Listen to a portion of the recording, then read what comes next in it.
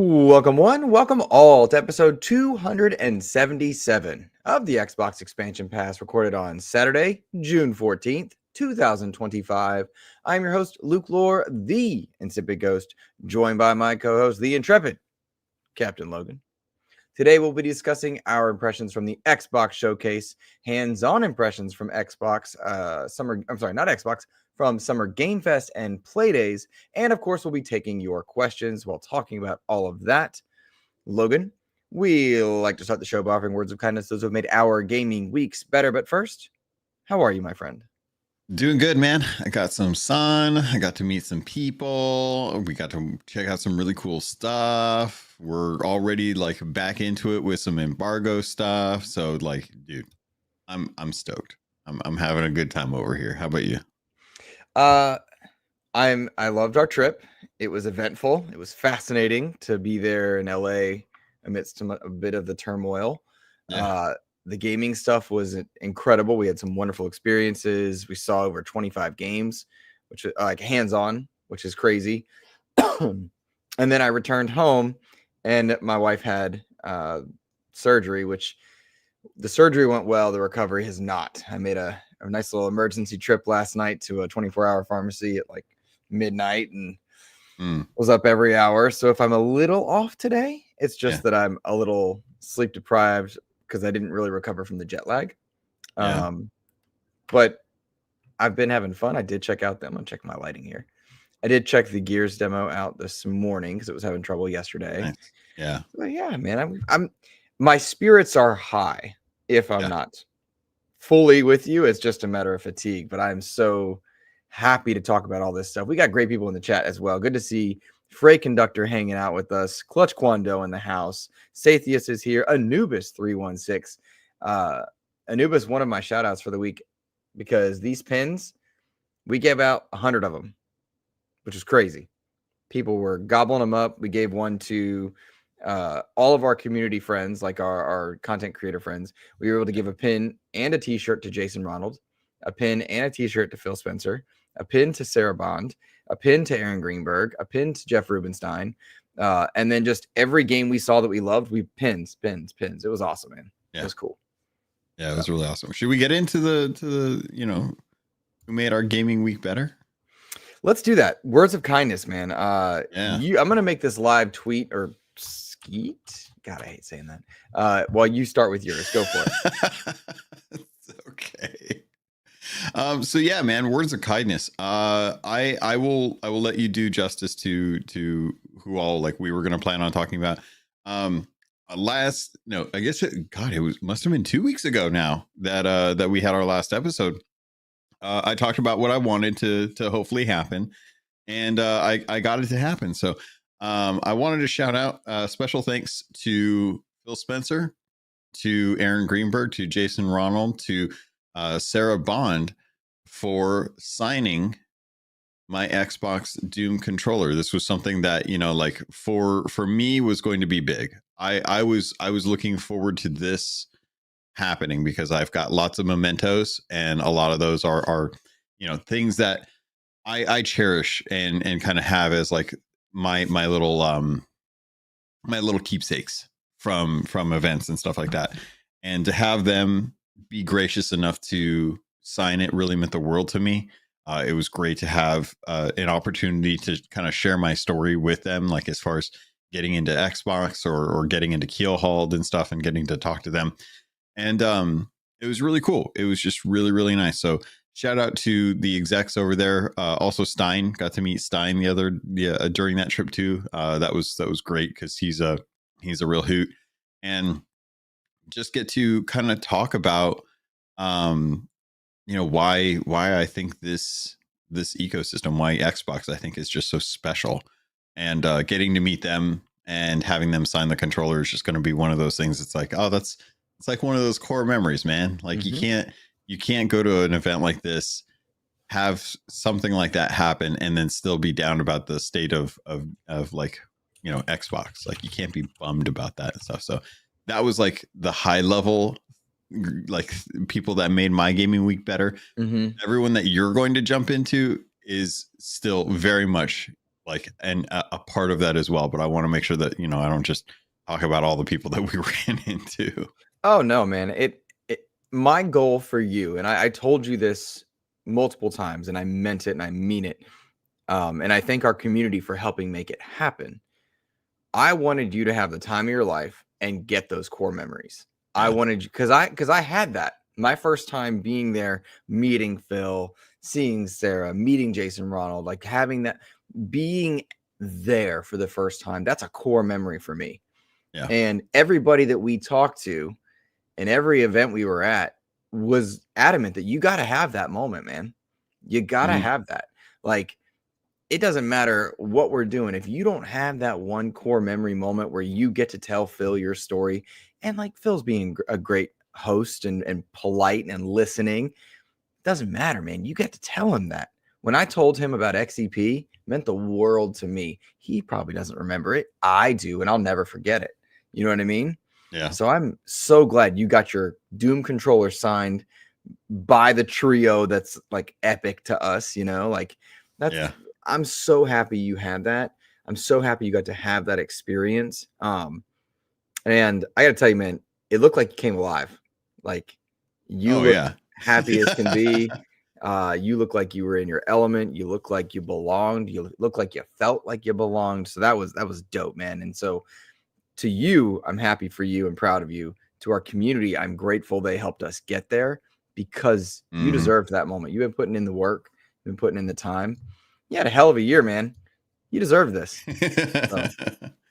It has been a wild year. Yeah. And I'm super grateful for the community for helping out with all this. Like it was worth looking weird at the airports in my Crocs. It was worth eating the 15 Bean Boozled over the time. Like it's just, it was totally worth it. And I'm glad that we got that experience because those moments were the humbling moments to kind of like bump up next to partner with the true like mysticalness that was getting to actually meet like some of those C-level execs and stuff and the presidents and whatnot. And that was something that I wish C-suite level, not C-level. They're the C-suite. Well, I don't want you people to think they're not like top tier. C-suite. C-suite. Sorry, I'm thinking like Sea of Thieves, dude. Everything's C-level to me. So,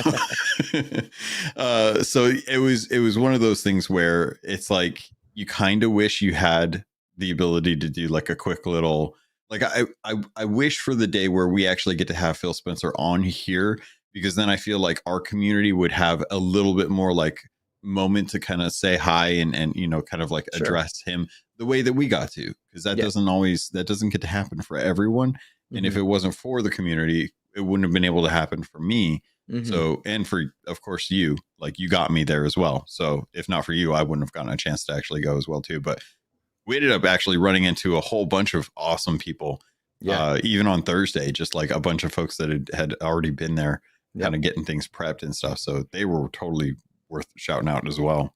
Oh yeah. So Words of Kindness is extensive this week because it matters, right? We talk about Phil being on the show kind of thing like as a goal. Well, Xbox Era, we ran into them. Phil was on their show not too long ago, actually, within the last year, and he's been on there twice. They put in the work. Every time we saw Xbox Era, they were grinding, getting to meet Jesse in person. For me was awesome seeing pre-drag there and of course seeing John again and hanging out with them and stuff. They were always putting in the work. So that was cool to see them just grinding because they weren't with us at several events because they were in the lounge, cranking out articles, putting out content. So that was cool. Of course, the Lords were there. The Iron Lords were there. We had dinner with them a couple times. Seeing Addict in person, way taller than I expected because I never met Addict in person. Getting to see Cog again, getting to see King again. Of course, King instrumental in getting us to SGF this year. With the Crocs, with the outfits. There are 2 videos on our YouTube channel, by the way, of the Crocs and the outfit for me. You live streamed some stuff and put out content for you. I don't know if you're making a short for it, but we did do right by our community or tried to with those. Getting to see Chris was really cool. Meeting Chris from Iron Lords was awesome. Then, I mean, see, the list is extensive.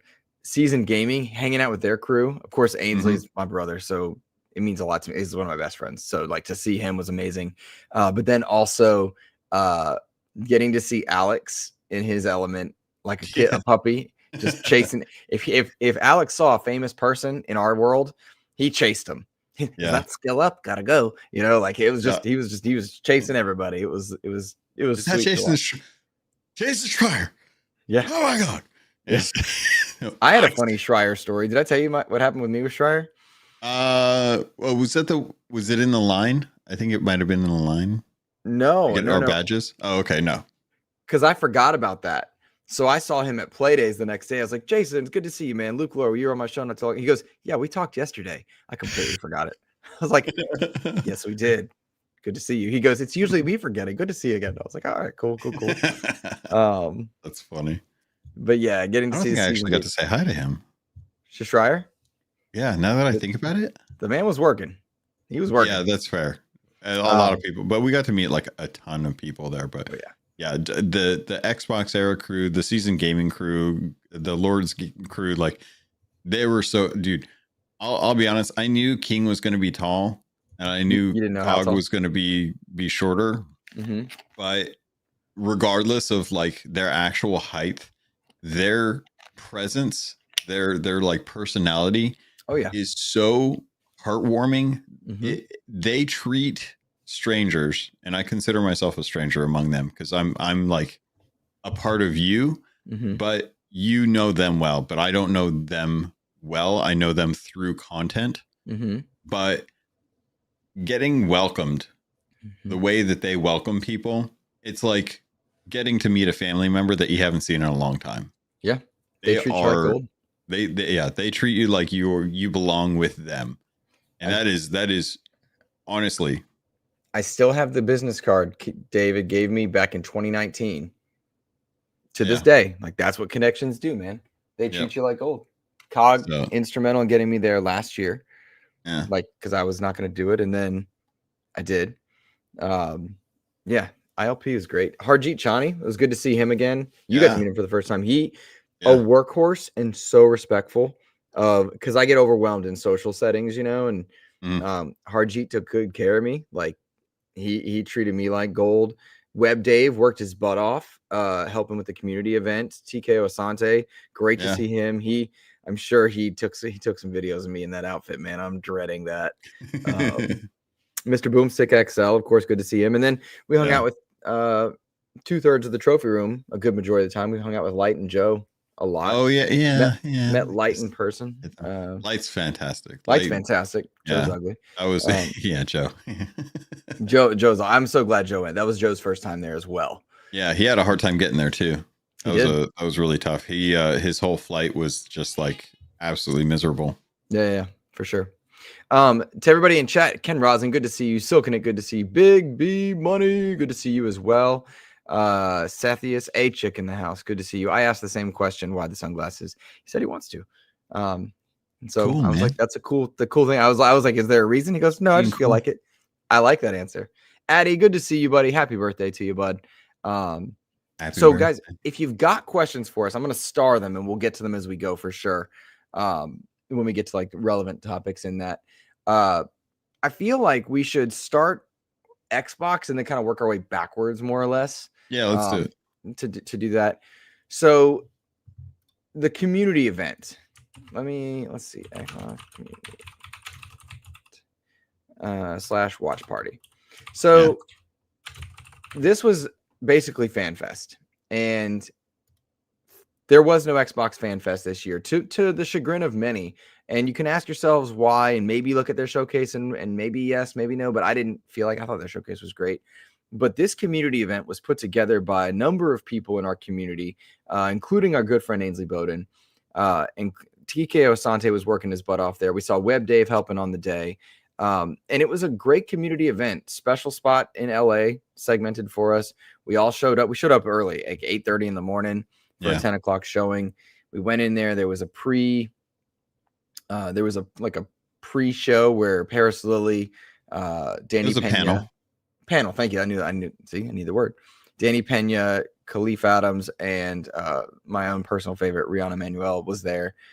And they just took questions from the audience, chatted people up, talked about what they wanted to see, talked about Xbox. And it was really cool to just be in there with all these great Xbox fans. And that was a good time. You okay? Yeah. All right. I'm just grabbing my gunners. The thing that was embarrassing, though, was at the community event was where I was wearing that Fallout suit. That was way too tight. And it was not fun or flattering, except that it made people happy in a strange time.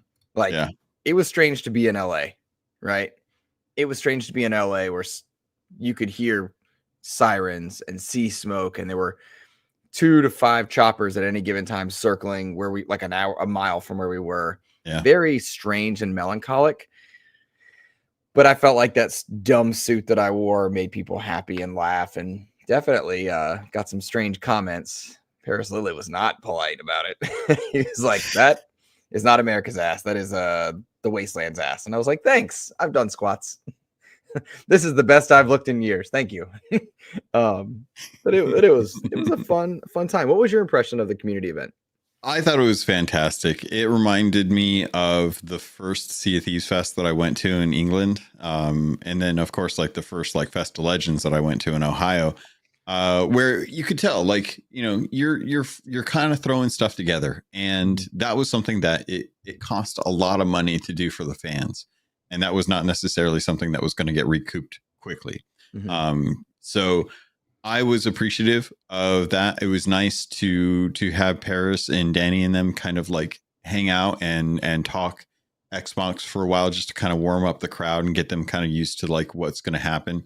There was some moments during the showcase where like the crew that was there stopped what they were doing and started to throw up some drapes over some of the windows that were kind of bleeding in some of the light, because it was getting too hard to actually see like the projector. And you could tell like it was one of those things where they wanted to do this and they put a lot of effort into it. And even if it feels like kind of low key, just kind of like a, you know, like a, hey, we're going to throw up a sheet in the backyard, throw a projector and watch the game. It was a warm community. And it was so nice to have so many big people there. Aaron Greenberg and Jason Ronald did come by. They hung out with us while we actually watched it. And I think from like the diehard fans, you know, the folks that are there, you know, bleeding green, that was a good little like kind of a litmus test for them to kind of see like this hit, this didn't hit.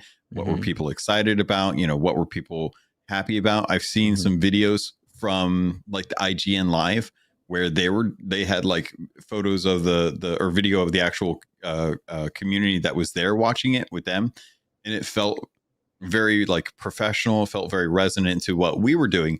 But for me, it felt like this was kind of people hanging out at the garage, and we're all just watching the game. We're all just hanging out and enjoying each other. You know, we have our drinks and we're just kind of relaxing and being excited about what we're there for, which is the Xbox showcase. So truly like the impetus of the core essence, you know, the primordial ooze of what FanFest is without the production, and just goes to show that you can still have amazing moments with the community, even at a budget that is not like top tier Microsoft level. And let me tell you, like Alex and Ben and all them, they put in the work. Like, I won't tell their whole story, but I will tell you there were 3-4 times where they could have just called it and stopped because everything just went poorly. You know, from everything from like the first screen they had ordered got vandalized. You know, Alex had the chairs and was supposed to go pick up stuff. He got a flat tire on the way. There was issues with lighting. There are issues with audio. And it's just like, these guys put in the work. They had little prizes door prizes for us. They made everybody feel the banner, welcome. The huge banner that we signed as we came in. Yep, signed a big old goodie banner. bags. It was fantastic and just great to see the community. Hey, shout out to Sathius for gifting 5 XEP subs. Let me tell you, man, that means the absolute world, and it's very helpful because that was a trip that was worth every penny, and we're just appreciative of you. Thank you for doing that, my friend. Appreciate you, and I hope you enjoy your comedy show, man. That's cool. but yeah, it was just a wonderful event. Baron from Level 1 Gaming was sitting behind us, and Baron talked the whole show. The whole show. Oh, what is that? Oh, that's gonna be great. Oh, look at this. And one of the funny things about this whole community event is you were sitting next to me. So we've never watched a show together. Well, last year, Ains and I were together at FanFest, and Ains and I are like, we watch shows the same way. Like, oh my God, what is that? Oh, that's crazy. Did you see that? That's crazy. You, sir, are a yeller. I am not a yeller. So anytime something that Logan was there seeing, was excited about, we heard, yeah, and the Logan voice. And I'd be like this. Like, just because we're so different, like viewers, it was really, really fun. Dude, I was excited. There was some really cool stuff. I was really, dude, like, we're going to get into that showcase. That showcase was awesome. I was excited. I was more excited about some stuff that we didn't know about, that people are just like, oh, they're doing that. Oh, that's cool. That's really impressive. They're being able to get that out. I'm like, no, that's God cool. Excited. I'm very excited. We're going to get into it though. Yep. All right, there we go. Let's briefly take some questions before we get into the showcase. How was the weather? The weather in LA was very cool, surprisingly so. It was not hot at all. Windy, so like it was chilly in some cases compared to previous times in LA. So that was one of the questions we had. We answered the sunglasses question. I'm also looking forward to Mortal Kombat Legacy Collection, Sathius, for sure. We'll get into it. Yep, we will. And Bean saying his grandfather passed away, but you got his PS5 for memory. That's fantastic, bud. I'm sorry to hear that your grandfather passed away. Best to your family, my friend. But I'm glad you were able to get something silver lining out of it. And that's don't sell that PS5, man. You keep that forever. That's important. You know what I mean? Like that's a core thing to who you are, and so that's awesome, buddy. He said, Mr. Logan, there are kids, because he's one of my former students. That's funny. Sam Tolbert was there. Yes, Sam Tolbert. Shout out to him. Working for Windows Central. He was grinding the whole time, just working. But it was good to see him as well. Let's get into our showcase prediction or impressions. Yeah. Let's see. Switch this banner over here. All right. Showcase was amazing, just hands down. Getting to watch it, I will say before we jump into that, because I've had to like go through afterwards, but getting to watch it in that moment, you really do realize like there is a difference between the atmosphere and the mood in a group setting when you're watching it, and you don't catch everything. Like, and you know, there were subtitles on there that I'm like, man, I kind of wish that subtitles were at the top of the screen as opposed to the bottom of the screen. Right. Because it's harder to watch, harder to read those when you're like sitting in a bunch of chairs in a room and stuff. But with the way we watched it, it was really cool. We got like kind of like the kind of gist of a lot of stuff. It wasn't until I actually went back and watched it over again that I was like, oh, there was a lot of detail in some of these videos that was like really cool to watch and stuff. So it was interesting to kind of have like that difference between us doing like a live reacts where we're just kind of sitting there watching it and talking over it versus us kind of like in the moment feeling like how it felt to actually like watch the showcase live. Well, the showcase was, I thought, very good. Like overall, I was very impressed with it, particularly after going back to watch it a second time and kind of digest everything in a different way than what we did. My connection's low, by the way, Logan. So if I do start fading, just give me a shout. Okay. I'll let you talk. But yeah, it was, I thought, a very good showcase. And when you look at the run of showcases from Sony's State of Play, which I thought was a very good showcase, a very bad PlayStation event because there were no first party anythings, but a good showcase for them, just not PlayStation. So looking at Summer Game Fest, to some of the smaller shows that took place, all the way through to the Xbox Showcase, I thought the Xbox Showcase did quite well. I think I rank it quite highly. I would call it a B plus in there. 13 first party announcements within this showcase, which is fantastic. Admittedly, some of those are some live service aspects. Updates on Sea of Thieves, Elder Scrolls. I'll talk about why that is in a bit, actually. But 9 announcements from first party, not counting those live service games, with the asterisks around Grounded 2 because it was new. But overall, I thought it was quite good. They opened the show with The Outer Worlds 2, which I was surprised about because that was the end of the show as well. What did you think of The Outer Worlds 2's? And you can talk about the spotlight on it if you'd like, but just opening the show with that, the choice of that. So I think they did a really good job with this. It's going to be like their big title. I think from Obsidian now that Avowed's already out. Because we'll get into Grounded too a little bit later on. But this is going to be like one of their kind of pillar games. And I think that it was good that they kind of opened this up, said, hey, we're going to be talking about Outer Worlds 2. I'm really excited to kind of see like how this goes because they've had at this point an entire game to kind of build off of and take a look and see like, what did people like? What did people not like? Where do we want the story to go? How are we going to introduce new factions and see where like power dynamics have changed over the time? And just seeing them kind of dive into that a little bit was really, really cool. Cause I'm excited to see like, obviously, Spacer's Choice may not be the best choice, but it is Spacer's Choice. Mm-hmm. Now that we're seeing like little power vacuums in the world and seeing other companies arise as a result of that, it's just really cool to see them showcase not only like how the factions will play out, some of the new characters that you'll meet, which I care about a lot, but also just the fact that they're going to have like, some expanded abilities, some smarter choices in how their abilities are actually created too. Mm-hmm. Having the deep dive on the spotlight was great because I was like, oh, they're distilling the RPG experience. They're making it a little more digestible and a little less like how many 18, where are you going to put your 18 points? And I'm like, it's fine. That's, it's in a very kind of old means of doing an RPG. It works great if you're playing Baldur's Gate or something, but for Outer Worlds 2, it felt like they were streamlining the RPG mechanics a little bit better than they have even with like Avowed.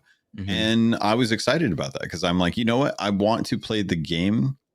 I don't care necessarily as much about, what stats I'm going to be pumping stuff into because it's always going to be relatively balanced. I'm not going to like toss everything into strength and just hope that I survive the rest of the game without any kind of like charisma, luck, or intelligence. Right. So the way that they've kind of built out the game and the design along with the new story elements, I think this is going to be a really fun game. I'm very much looking forward to getting into the sequel. I agree. A quick shout out before I jump in with my thoughts. Addie, whose birthday it is, happy birthday, my friend, gifted 5 XEP memberships. Again, happy helping birthday. the channel, helping us recover. Thank you so much, my friend. Thank you sincerely. We appreciate you. And happy birthday again, man. Yeah. I was excited by Outer Worlds 2 in a way that I didn't expect to be. I'm not one for the aesthetic, if I'm being honest with you. Which is Outer weird because you like Starfield. I like Starfield. I like Everspace. I like star things, but I don't like, I think, the comedic riff on it. You know what I mean? I think that's probably what it is. But I loved Avowed. Yeah. And I even heard, and I'm gonna throw some shade to Mr. Matty Plays and Lord Cognito on Defining Duke. They're dunking on Avowed over there. I'm not happy with that. There's my content rivalry. What are y'all doing over there? It was mostly Maddie, and I'm not having it. No, sir. Yeah, that's a good game. I mean, it isn't. We're not looking at like Elder Scrolls 6 or anything here. Like I'm sure. Yeah, they're doing their own thing. I'm honestly like I understood where Obsidian's games land, and for me, I'm very comfortable with Obsidian hitting 9s because that's where they kind of fall in my personal like rankings of games. Like I understand like they're probably not going to be Metacritic 9s, but I'm also very comfortable with like my experience with their games being a little bit higher. Like I'm as much as I look at other games and think like, oh, that's probably more my genre.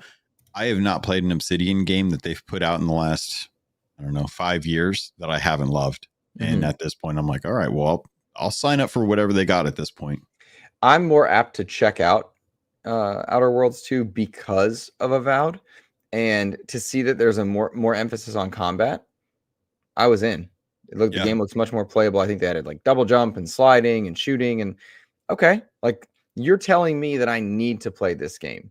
I do think Outer Worlds, it bears, and you found this out post showcase, it bears the unfortunate circumstance of being the first $80 game from Xbox, which is an unfair ask, I think, of an Obsidian game where they like to live in that elite AA standard. That's where they like to live. And it seems kind of strange that Obsidian's Outer Worlds 2 is the first $80 game, not Doom the Dark Ages, which surprised me.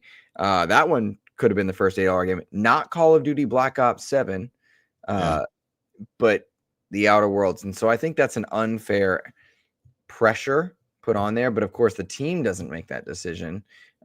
Nonetheless, the showcase spotlighted Outer Worlds 2 well, and I'm high on it in a way I didn't expect to be. I do not care enough that it needed to be a dev direct, so I kind of tuned out on their dev direct. But I was still happy for that team to kind of get that spotlight. So I think you called something out that was really interesting, because having the watch party with the fans and stuff, we were not like, as soon as we got done with that, we were off. We were gone. We headed back to the play days, and we had appointments like shortly thereafter. So realistically, I didn't even find out about the $80 thing until later that night. And it sucks because Outer Worlds, while I think it should probably have stayed like a $70 game, even like I think it's testament to Game Pass. Like Game Pass is obviously like, that is their exclusive. It's one of those things where I have to sit there and think like, if you were going to do this to any game, it should have been like Gears of War E-Day. Like, E-Day, Call of Duty, Doom, any of those brand names could have handled it. Yeah. Putting that pressure on Outer Worlds 2 is an odd choice.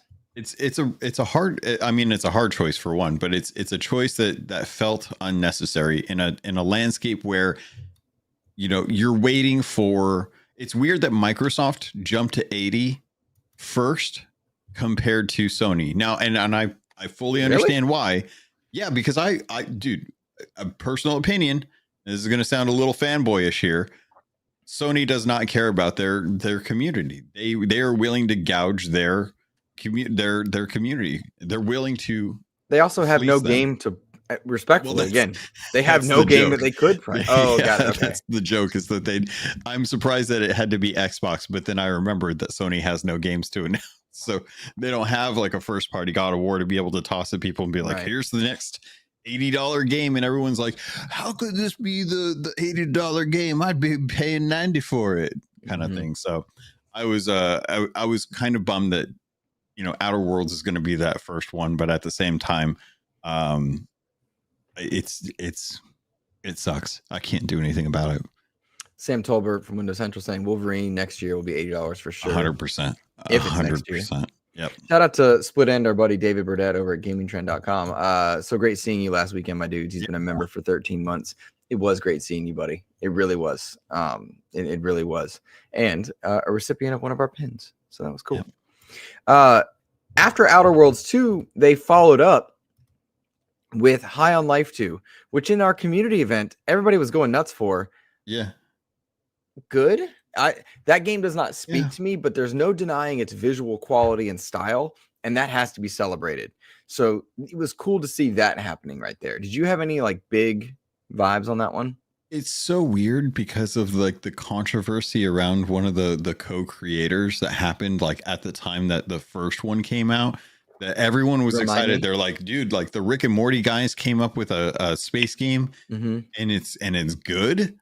And then all that stuff came out about the co-creator, and I'm not going to get into it. You guys can always Google that stuff later on, but it was effectively like it made you feel kind of dirty in the same way of like playing Hogwarts Legacy kind of thing. But it was one of those moments where it was like, just so you're not misquoted, Logan, you like Hogwarts Legacy, you support the developers. It's Rowling that you weren't a fan of. Oh, I hate her. But you love Harry Potter. I don't want you to get misunderstood by anyone that love Harry Potter. I love Hogwarts Legacy. If that woman could like disappear in a blink of an eye, I wouldn't question why. Okay. All right. I just want to make sure you weren't misquoted by anyone that's new to our show. That's all.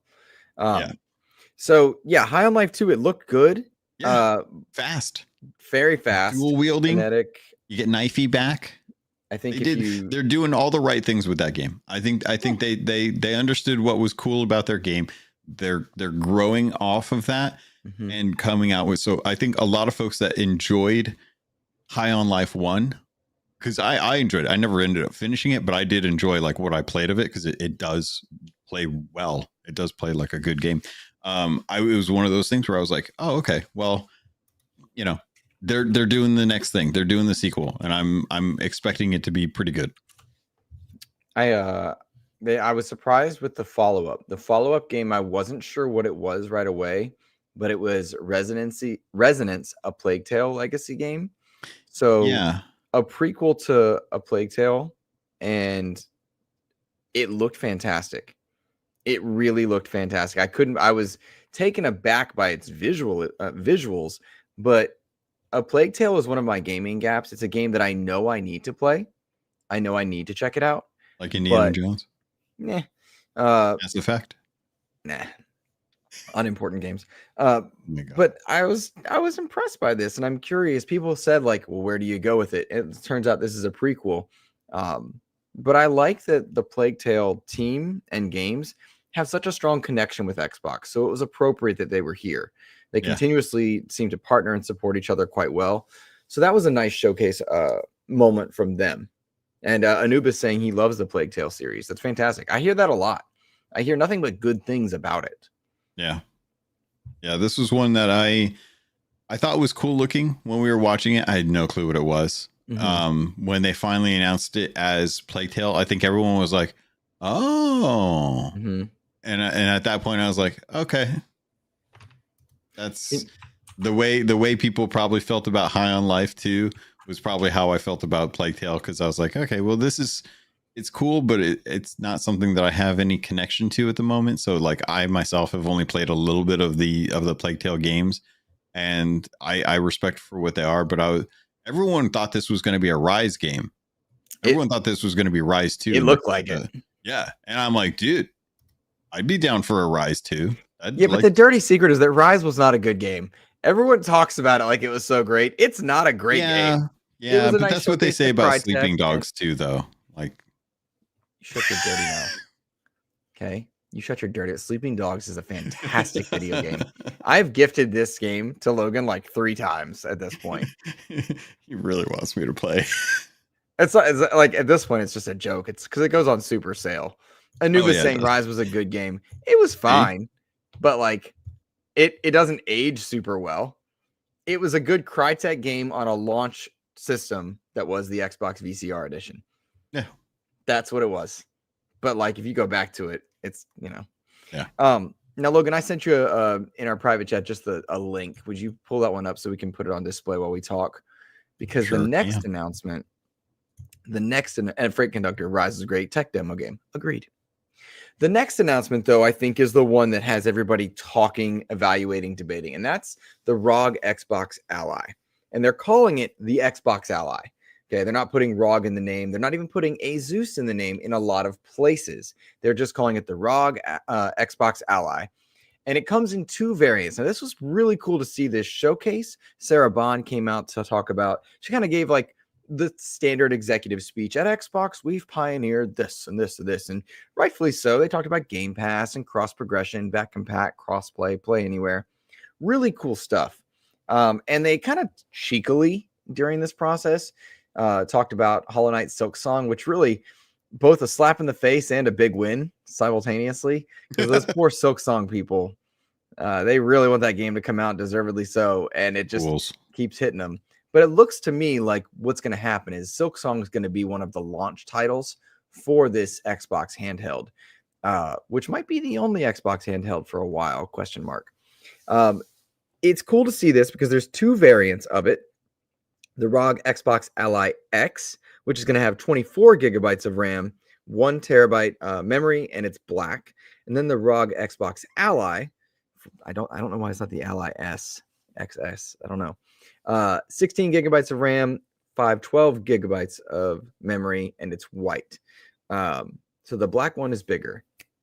You can download natively from the cloud. Download natively and play games, or you can play from the cloud as expected. Interestingly, this is a Windows device, Logan, which allows you to play games from multiple storefronts. And Cerebon spotlighted that. Steam, GOG, Battle.net, all kind of being mentioned there. You have to imagine Epic Game Store. Anything that can run on a Windows platform, they can do. Which always brought up the question of like, well, can it play PlayStation games? Yeah, if they're on PC. Yep, sure can. Which I think is a worthy conversation we need to talk about. You know, now that this is a thing, if this is the direction of Xbox, do you need to buy a PlayStation? Which is an inverted conversation from what it was, why do I need an Xbox if they're all on PC? Now it's like, well, why do you need a PlayStation if everything is on Xbox now? Every storefront. I'll let you jump in just one sec, but I do want to point out the Iron Lords and Xbox era both got to go hands-on. I believe our buddy Sam Tolbert also went hands-on. Everybody I have read, every impression I've read, everybody I've heard talk about it, thought it was the most ergonomical handheld they've ever played, which is wild. It doesn't feel like a PC. It feels like it's got a native Xbox approach to it. You can access your storefronts. It handled Gears of War Reloaded perfectly, crisply, wonderfully, without overheating, no frame drops. Lord Cog was extremely high on that experience.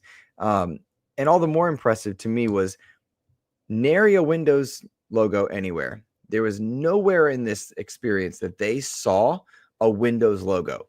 So while it might run Windows in a background, this is a gaming handheld, a gaming device. And I do encourage you, check out the Iron Lords on their, on their blog. Also check out Cog's impressions on Defining Duke and ILP tomorrow. Check out Xbox Era's coverage, Windows Central's coverage, because everybody is raving about their experience with the Xbox Ally. And that's high praise, given that the Switch 2 just came out. To me, the Steam Deck is the best handheld I've ever used, bar none, not even close. So there's a lot to be excited about with this and some question marks. What were your thoughts? I am tentatively excited about this. As someone who's, I've got my Switch like right here. Been playing through Cyberpunk again. Switch 2. Yeah. Got to clarify now. Well, I got I have put to rest the OG Xbox or the OG Switch. That is a device that no longer exists in my mind. There is now only the Switch 2, thus calling it the Switch. So I've been enjoying my Switch 2. It does not feel as ergonomic as this looks. I wish I'd gotten a chance to actually like hold one. I know when I was talking to John at the Marriott when we were hanging out, after he'd gotten a chance to actually play it, I was like, I don't care about the OS. I don't care about how the games play because I expect those to be on par with the Ally as it stands.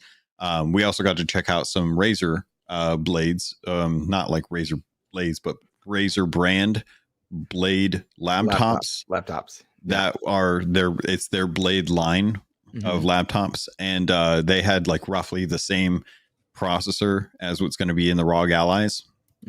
And the only thing I cared about was how does it feel? I was like, how does it actually feel like? And he's like, it feels exactly like an Xbox controller. And I'm like, okay, there you go. That sells it for me. That sells it better.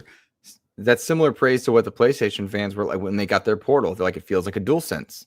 Yep. So they feel like they're playing a PlayStation. This is obviously more than that, but if it feels good, that's the win. Yeah, I was very much interested in this. They are kind of doing a baseline, which I think is higher than what we would expect an S to be. Because I think of the S as like a lower or a lesser experience to what a standard would be. I would expect like an Xbox Series to be a standard. The S is like just below that, and an X is just above that. So with the Ally, I think Ally is just their standard, and then they're going to have their X, kind of in the same vein as we had an Xbox One, and then we had an Xbox One X. And then that is kind of like the new baseline for their hardware. Because I imagine they're going to drop the S moniker, because back when the Xbox One was a thing, you had the Xbox One S, but the One S was a lesser experience than the One, if I recall. No, So S was not lesser than 1. S was more efficient because the 1 was the VCR edition that didn't even do full HD. was the S just the slimmer? S was In the, slimmer and it okay. was more optimized hardware because it was newer, better components, that kind of thing. Yeah. But so it goes. Yeah. The trophy room asking what's the difference between the Ally and the Ally X. If you'd arrived on time, we already said that, but you have a bigger hard drive and more RAM on Yep. the Ally X, and you have The processor is the AI Z2 as opposed to just the Z2. So you're getting a little more performance with the DLSS, I believe, is what they've got. right. So as far as the display is going to be the same. I'm fine after seeing the Switch 2 screen. I think that I'm good with not having an OLED based on having the ability to have VRR and 120 hertz on a screen, being able to retain that without like chewing through the battery. I think is nice. Glad that it's a Gorilla Glass. I think that's kind of like standard at this point. So, some comfortable questions kind of surrounding this one. The first about that screen, you mentioned the OLED, and you asked Luke Lohr pre-Switch 2 if you need an OLED. I would have said absolutely, that you should always have an OLED. That's the best way to see something. In seeing your Switch 2, because you pulled it out the first night we were in LA. We were at dinner with all the content creators and celebrating each other and all jet lagged and hungry and tired. And you were playing Cyberpunk on it, and that screen looked wonderful. Yeah. It's not an OLED screen. It looks wonderful. So the advancements in screens without it being OLED, I was impressed with. Everybody I've talked to that's gone hands-on with the Ally was celebrating it. And I don't know if you were with me, but I had a conversation with Destin Legary after his hands-on time with it. Were you with me? No, I don't think I was in that. I think I was talking to some other folks. Okay, so Destin joined us kind of at our lunch table briefly and was just chatting. And he's like, yeah, and then I got my Switch 2, which I now regret buying after playing the Ally X. I was like, oh, I was there. Yes. Yeah, I was just quiet. Yeah, okay, gotcha. He regretted his Switch 2 after having played the new, Xbox Ally, which isn't what you want to hear, especially if you just bought something, right? But it is interesting that he had this one hands-on experience, played probably Gears Reloaded. I can't remember which one he played. You might have played a different one. I think it was Gears. I think everyone got their hands on Gears Reloaded. And then a few people played other stuff too. But nonetheless, for him to say that was surprising to me. Also, a quick caveat, the Switch 2, not a good launch. It has one launch title and then upgrades. You needed one or two more games, I think, to kind of justify. Yeah. But also, okay, anybody that buys in early is gonna pay an extra premium. I don't want to make it a Switch conversation, but what I don't want people to do is condemn the Switch 2 because they see this Ally and think, if you are a Nintendo fan, the Switch 2 is the way to go. I'm not dunking on it, is what I'm trying to get at. I'm sorry. Yeah, no, I think that having just Mario Kart World is a bit flat. I think they would have done well to wait and have Donkey Kong at launch as well. The fact that Donkey Kong's coming out next month makes it a little less painful, but there's a lot of games that folks don't have like access to in the Switch ecosystem that now they have access to. They're just old games for us, but that's always been the story with Switch games. People were excited to get Skyrim at launch. Some people were excited to get the Witcher 3 on there. There's titles that they have never played because they've only ever been on Nintendo. So that's still relatively evident here. But yeah, I'm curious to see if that has the same effect this time around, because now a handheld console experience is not new. We'll see. Shout out to Game Seeker for gifting an XEP membership. Thank you so much, Game Seeker. Appreciate you, my friend. We appreciate you greatly for doing that. Suddy asks us if we're going to get an Ally X or an Xbox Ally. I should say Xbox Ally. That's how they're verbing. That's their verbiage, Xbox Ally. If we're going to get one, and I will say this, extremely cost dependent for me because I adore my Steam Deck. I absolutely adore it. And Mrs. Lohr just had surgery 2 days ago. We just got back from a great trip. You know what I mean? Like, I'm very cost conscious of a device like this because it looks to be, this thing's not going to be less than 700. And if it's me, I'm getting the Ally X. I'm not getting the Ally, right? I'm getting the top tier one because we're an Xbox show. If we're gonna cover it, we'd cover whatever we can get. But like, if I'm buying one, I'm buying the best of them. You're looking at probably $1,000. That's in a world of tariffs, in a world of rising costs of food and scarcity of things. I just don't know. Do I want one? I don't think I want one right now. Like, I see the Switch 2 and I'm not getting buyer's envy, which is surprising to me. Yeah. But I gotta, like, you know what I mean? This is Xbox. Maybe I do want one and I just don't feel it right now. You know? That's kind of interesting. Because from my perspective, I'm looking at this and I think it, like, if I was going to get one, I would probably go with the Ally and pick up the white one. Because at this point, yeah, dude, I mean, like, what do I need an X for? At the first dropped frame, you're gonna be like, I should have gotten the Ally X. Bro, I've been playing on Switch too, man. Like, dropped frames on a handheld is expected. It's like I play cloud streaming. Like, I'm used to input lag. I'm used to drop frames on handheld. That's just that experience. Yeah. I'm playing games where I shouldn't be playing games. And that's, you know, having that ability means the world to me when I'm sitting in a laundromat for an hour and a half waiting for you know, a dryer to open up or something. You know, having that experience, especially native, is we haven't really talked about it, but this is like native gameplay. This is in cloud streaming all the time, which is way different than I think most of us who don't have like Steam Decks or ROG Allies and stuff like that have an experience, because we've been stuck to like mobile devices or you know, G Clouds or things like that. Native experience, I am going to be, it is like HX says, going to be cost dependent for sure. Right. But I have a Series X, I have a PlayStation 5, I've got a beefy PC, I've got a Switch 2. I have high-end experiences to lean on for games.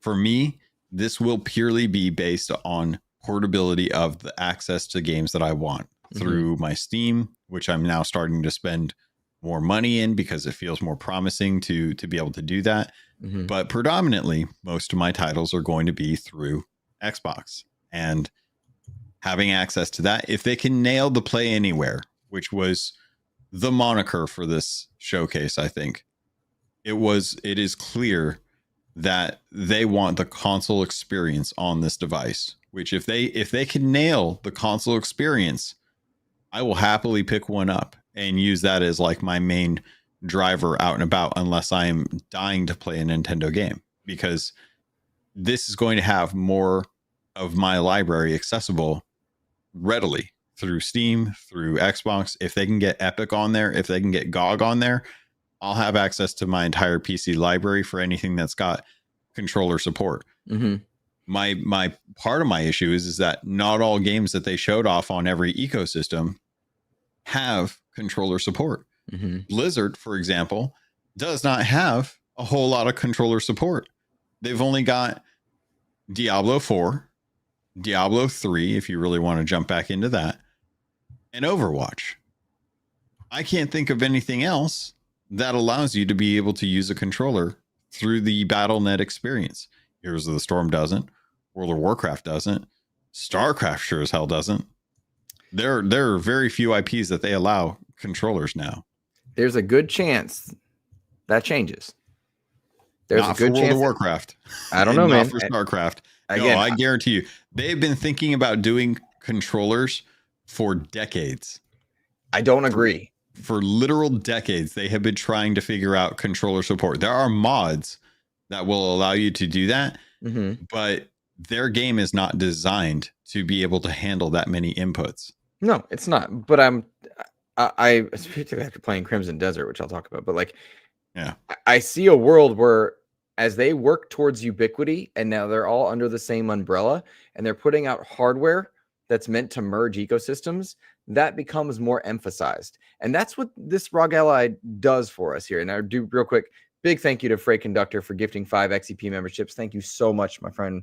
You've been instrumental in taking care of us, and we appreciate you. Thank you. Thank you. Thank you. Thank you. Yeah. Here's the cool part about this handheld existing. It puts pressure on Steam Deck to maybe update, modernize, because they don't seem super concerned with updating hardware on a yearly basis or anything like that. No problem.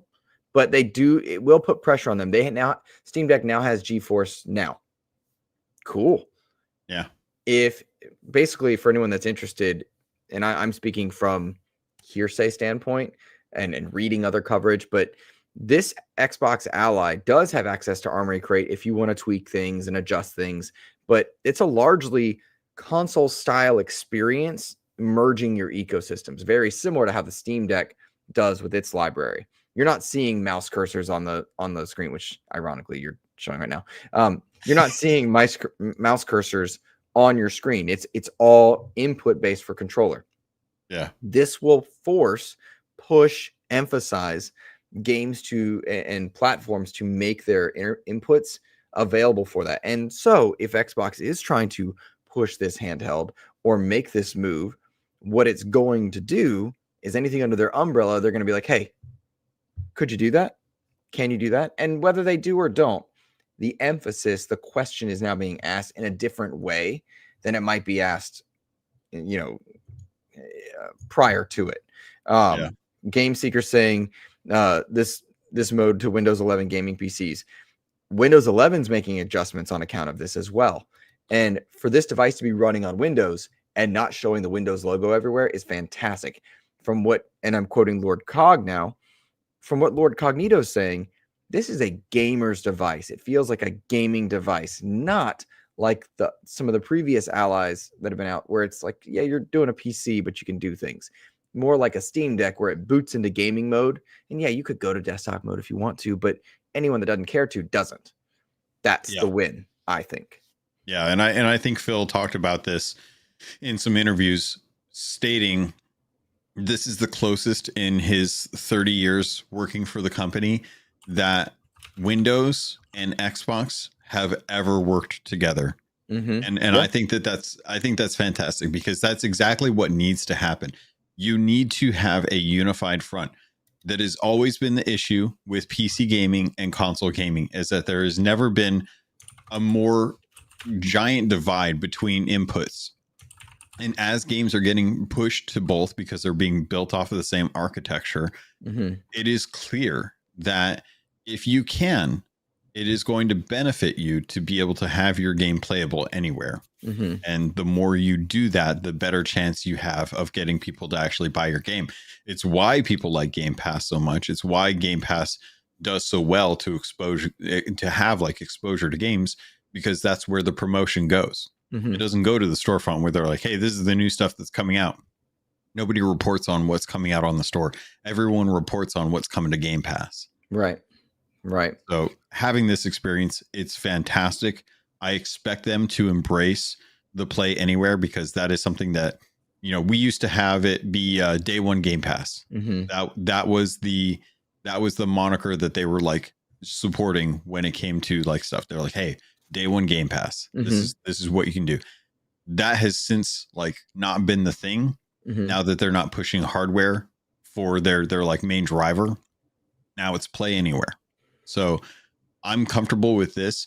I would love for them to have the save system play anywhere kind of set up the way they have. So like, and unfortunately, Sea of Thieves on PlayStation 5 has some weird deals where you can you have some cosmetics that are exclusive to PlayStation.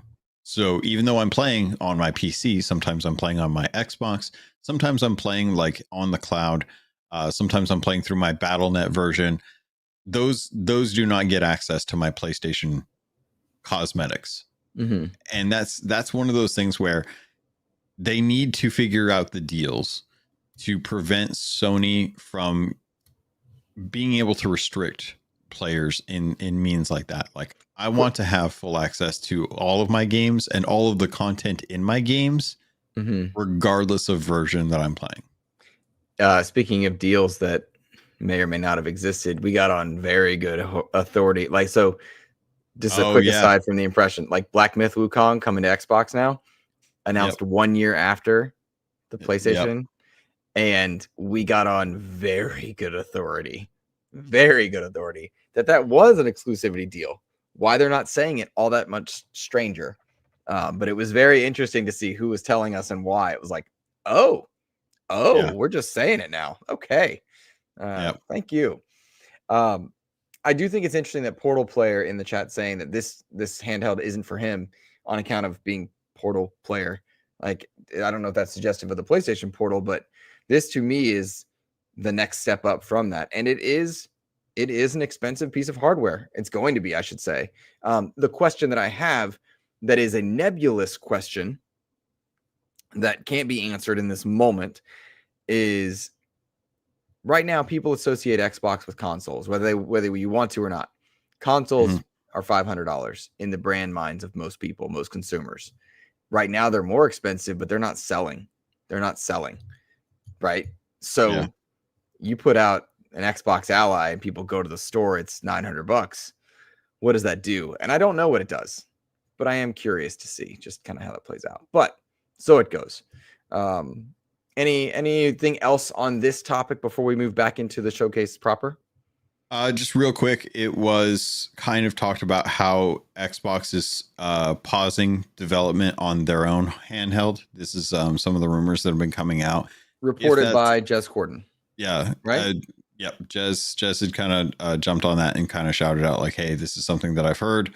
So, and, you know, Jez was right about Final Fantasy. So, you know, his sources, not always 100%, things change, but you know, what he hears tends to have credence.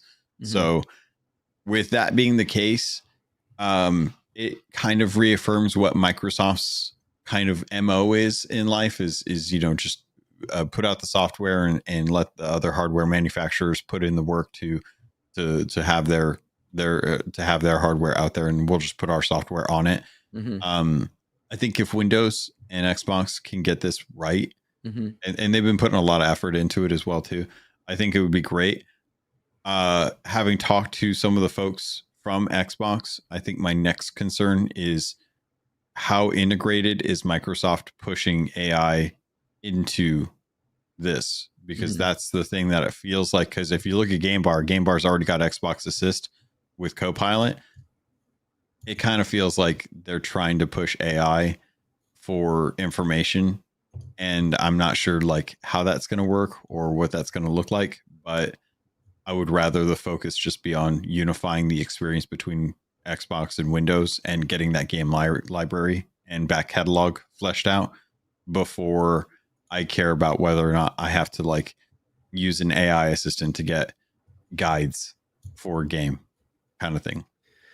I mean, AI is the big push, but again, I'm going to point people towards this one. This was still Lord Cognito's coverage. He grilled that Handheld team about everything to include AI, and they get it. They understand why people are hesitant. Good. You should know why people are hesitant, but it's not going away. And that's the part that sucks. I see it in my job on a day, but too many adults in education are dependent on ChatGPT to help them with their lessons and stuff. Pisses me off to no end. But AI is just the reality. So it goes. Kylia over in your Twitch chat, it moved. There we are. Saying their Xbox app on the phone has a gaming companion, AI powered. Game Seeker saying Game Assist works well. Used it for a walkthrough. All right, cool deal. Happy to know that. Right. So cool. Go ahead. I'm sorry. Oh no, yeah, I was thinking like we could go on that topic on another show, but there's definitely like something to be talked about with the way that their AI systems are working, and not that it's necessarily like it's not necessarily. Yeah, we'll have to see if we can get into that another time, because there's a whole rabbit hole in soapbox I think we could jump into for Xbox integrating AI for walkthroughs and guides and stuff. Agreed. Before we continue with our showcase talks, I do want to spotlight, we're putting up previews on our YouTube channel. Mm. We're working on those. Those are kind of ongoing. You're working on a review for us. I'm working on previews. You're doing previews. I put up 2 last night because that's when I had time to do them, guys. I'm sorry I dropped them back to back, but just working around my wife's surgery and stuff. But I put up previews for Lose Lagoon, which is a really fun, cozy Metroidvania 3D platformer. Think about the gunk and stuff like that. Yeah. Don't sleep on it. Logan walked up to me watching this one or playing this one and came away impressed. And then I put up a preview for Spine, which is a really cool game. I played it in the pre-alpha build and it was really fun. So check those out and keep your eye on the channel because we're going to basically upload those when we can, as fast as we can within our own schedules, because we're not at Xbox Era full time. We're not IGN. We're doing what we can when we can. But keep your eye out. And when you see them, even if it's not your jam, we'd love it if you just check it out. Press like. It's 3-4 minutes, 5 minutes of preview coverage. So yeah, we're keeping them short. We wanted to showcase some of the stuff that we saw that we thought was cool that a lot of like people might kind of overlook. Yeah, for sure. Let's see. Next up on the showcase list was one that I really thought looked good. And at first I was like, is this The Witcher? And then I found out why that was the case. So this is from the team Rebel Wolves, working with Bandai Namco. Rebel Wolves, they're an offshoot, former devs from The Witcher 3. And really stoked for this one. This is called Blood of the Dawnwalker. Very worth anybody's time to check this one out. I was really impressed with it. It's coming in 2026, and I just think it looks cool. It's a vampire game, 3D single player action, very reminiscent of The Witcher. You're just dealing with vampires. Yeah. Visually speaking, this looks crazy. Yeah. I'm very, very eyes on for this game. I thought this was a cool showcase. I genuinely thought this was going to be a Witcher spinoff, and it wasn't. So here for that. Blood of the Dawnwalker. Definitely. It was the Tengu Blade game that I was surprised by when Timu, not Tengu. I'm thinking Tango Gameworks. Timu like Blade, which you're not getting right now. Timu being like the offshoot of like brands, like it's the we have Blade at Home, and then you see the Blade at Home thing. It took me a second to figure out what you were getting at. Either that wasn't funny or I didn't get it, and I'm with you now. And I'm gonna say both. I'm gonna go with both on that Fair one. Enough. Yeah, no, Blood of the Dawnwalker looks cool. It is a Blade game without Marvel's IP, so I think if you're excited about Blade, as I am, but it's set in like back in the day. This isn't like modern. You are a half breed going out and killing vampires. If that is not the core essence of Blade, I don't know what is. I would argue guns and swords are also a core essence of Blade. I'm pretty sure this had those. It didn't have guns. No, this is an old school game. Maybe like crossbows. Maybe crossbows. I might give you that one. Sam Tolbert, Windows Central. I really hope Blood of the Dawnwalker is good. They're doing some cool things with making time advance as you take on quests, so you can't ignore them for too long. Yeah, I'm interested in this one. And this is definitely not one to miss. And I am going to wish this one. I'll talk about the Xbox Showcase overall. It's on a good cadence, right? Like I didn't feel like there were any stumbles so far in what we've talked about. Like we were on good things, even if stuff wasn't for me. This was the first stumble coming up next, and that was Super Meat Boy 3D, which still looked good, but I'm not in it for like brutally difficult games. And it was cool to see this here because Super Meat Boy was an Xbox 360 era arcade game that just hit well. Nice to see them back with Xbox. Nice to see a 3D version. Looks quality. I'm not going to play a game that just destroys me every 2 seconds, though. Agreed. Yeah. Yep. Portal Player, real quick, I will answer your question. Yes, we did play Pragmata. I watched as Logan played. We will have preview coverage for you. Yeah, we played Pragmata, and we saw Resident Evil 9 and Onimusha. So we're on the Xbox Showcase at the moment. That's all.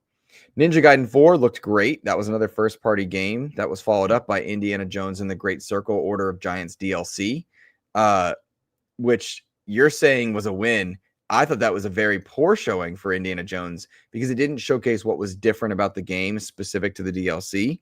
It just looked like, hey, because they started off with like accolades, like here are the accolades, the game's good, here's more game, but I didn't see anything special with it until you play it and realize there's so much depth that is skirted over because you're moving forward with the plot line. There is a lot to learn about like the giants, and that is something that I was like, oh, this is really crazy. Like I was not expecting this, and the fact that they're going to have a DLC focusing on that, I'm like, cool, that makes sense. Like Indy learned about like these giants, and after he's gone through the Great Circle plot line, now he's going to go back and like delve into the whole giants and history and learn more about that. It feels very much like what Indiana Jones would do.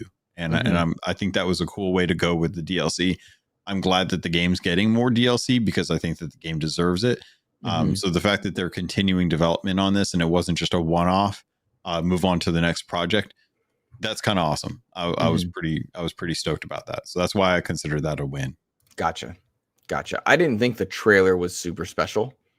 And I don't think the trailer sold anybody on Indiana Jones. But I feel like people that have played it are happy. You know what I mean? I don't think you're selling people on DLC for a game they've never played. Cue Revenge of the Savage Planet director having his comments. Let's see here. After that one, Beast of Reincarnation. I thought that game looked dope. Yeah, it did. This game looked cool. That was a fantastic one. I don't know if it's going to be like a Souls-like or not, but I was impressed with how there were a lot of good looking games. It's going to come down to me for story and just how that plays out, because we've seen some good looking games and it is not enough to just be good looking. Interesting to me, this comes from Game Freak, and aren't they known for Pokemon? Yeah. They've done Pocket Jockey as well too, which was on the 3DS and eventually the Switch 1. Which was a really good horse derby game mixed with poker, which was as far as like a game goes, it was a very solid game. One that I didn't play a lot of, but definitely a good game. A Game Freak, good developer. Yeah, but like Beast of Reincarnation is a third person. I don't know if it's Souls-like just because we can't quite tell, but like it looks like a Western Monster Hunter. Yeah. Set in Eastern setting. You know what I mean? Like Western design, Monster Hunter, Eastern setting. Yeah. Like that's nothing like what they're used to. People mostly associate Game Freak with Pokemon, and looking at this and seeing like, oh, if the Pokemon company and Nintendo got off the throat of Game Freak might actually be able to make an impressive game. Instead, we just keep getting the same slightly better Pokemon slop. Well, until now. I mean, until now. Yeah. I mean, this game's coming to Series S and X, PC, cloud, play anywhere, and it's day one Game Pass. Like they're set up to win with this one. I'm in. Like day one, this is Game Pass. I'm playing it. Yeah. I think Game Freak's a decent developer when it comes to game design. I think a lot of it's going to come down to just, how much time do they have on this one? Because they're not a huge team. Yeah, but it's an action RPG, which I'm here for. I like taking down big monsters. That's fun. So, let's see. What was the next one? We got Freight Conductor coming in here with a question. It says, do we see Indy sequel or go back to Wolfenstein? I think they're going to do a sequel. I hope they don't. I hope it's you haven't played it. You don't care about Indy and you haven't played it, so you're right. I'm not the best. Null on this one. I don't think it's null because I've got Doom tattooed on my arm, and Wolfenstein and id are Doom. Like Wolfenstein, id, Machine Games, they all. You just got Doom to Dark Ages. You'll get an expansion for that. Chill out. Let us have our freaking Indiana Jones stuff. All right. Here's the big question: did Indy sell? Because I think I don't know what the numbers were, but I think I was correct in saying when Indy didn't really move any needles for Xbox, and we know it did well on PlayStation to start. Did a bunch of people play it later on? And that's my question. No, I don't know. Sometimes that doesn't matter. Sea of Thieves went like 3 years before people started to pay attention to it. I think that's a live service. You're bringing in microtransaction monies. It's a slightly different thing. Look, here's my, okay. honestly, they announced an Indiana Jones DLC, which is already like a step above Redfall. So if they can nail the DLC for Indiana Jones, then it warrants a sequel more so than the bite back edition that didn't happen or the failed Shattered Space. Like the company can do well, and everyone I didn't know likes where you were Troy going with Baker. it. Now I see. If it sells physical copies on PlayStation 5, people are buying it. Let us have our sequel, man. Let us have that thing. We don't get Indiana Harrison Ford is an old tired man that they keep bringing back, like that like leather strap that just won't die, that holds together like a machine that you've been using for the last 100 years. This dude there will be a collective like weeping cry when he eventually dies, but he cannot do Indiana Jones anymore. We at least have Troy Baker, who seems to work more than any other voice actor in the gaming industry out there, like doing a good job of indie. Just let us have our game. You don't have to have another Wolfenstein. Youngblood was not worth having another like Wolfenstein. Go back that wasn't the team proper though. I don't care. It had Wolfenstein on the title. You think nobody's playing indie? Then you're not going to get a sequel. You might get one. People are playing indies to get a DLC. I think the deals. I mean, I appreciate the logic. You aren't playing Indiana Jones. You have to go play Indiana Jones, and then maybe you'll actually like have an opinion to be able to like say whether or not it's good or bad. But go play indie. I'm not saying it's good or bad. That's not. No. I'm not making that argument at all. I know it's quality. I'm not dissing it at all. Yeah. But I'm saying the existence of a DLC does not say that the game is successful or sold well. This is a DLC that's likely been built for quite a while. If it wasn't doing well, they would have nixed it like they did the Bite Back edition. But I think those are apples and oranges argument, given all of the clout that goes into an IP like Redfall versus an IP like Indie. Like Redfall had no connections to any Hollywood IP of any kind.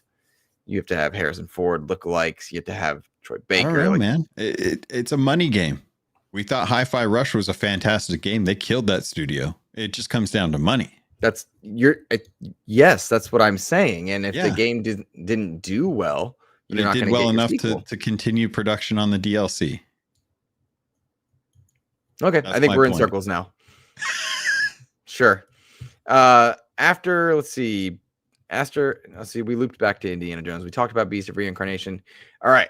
I don't know that this was my game of the show per se, but I freaking loved what I saw from Clockwork Revolution.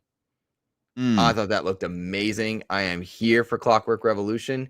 I'm not a steampunk or any punk like cyberpunk, steampunk, none of my jam. But Clockwork Revolution looked dope. I loved what I saw.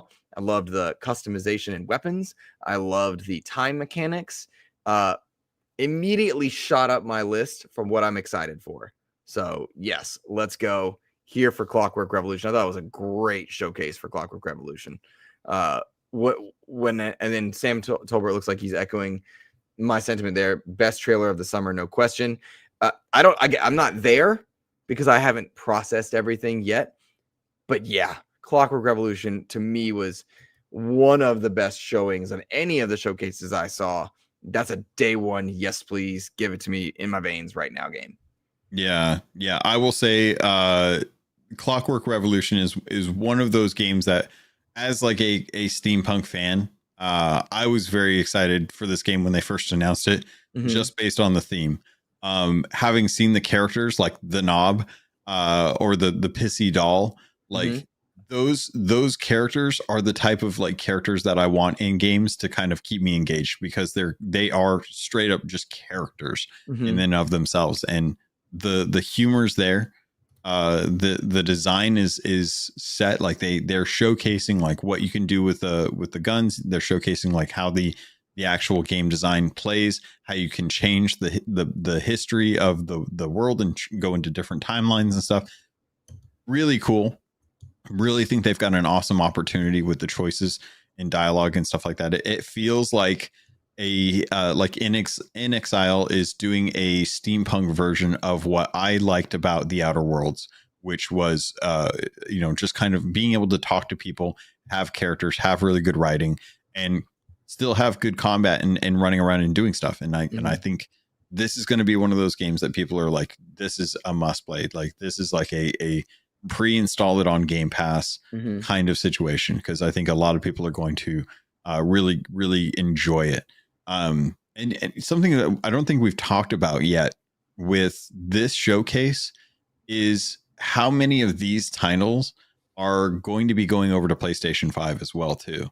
We saw Almost all of them? PlayStation. Yeah, we saw the PlayStation logo show up on pretty much every single game that was shown here. So not only is it going to be something that eventually, and we didn't actually know, like, are these going to be day one PlayStation, or are they going to be something that has like a little bit of an exclusivity over on Xbox? But I don't think you get any exclusivity. If it had a PlayStation logo, I think it's day one there. Oh, okay. I don't know. I think. I don't know.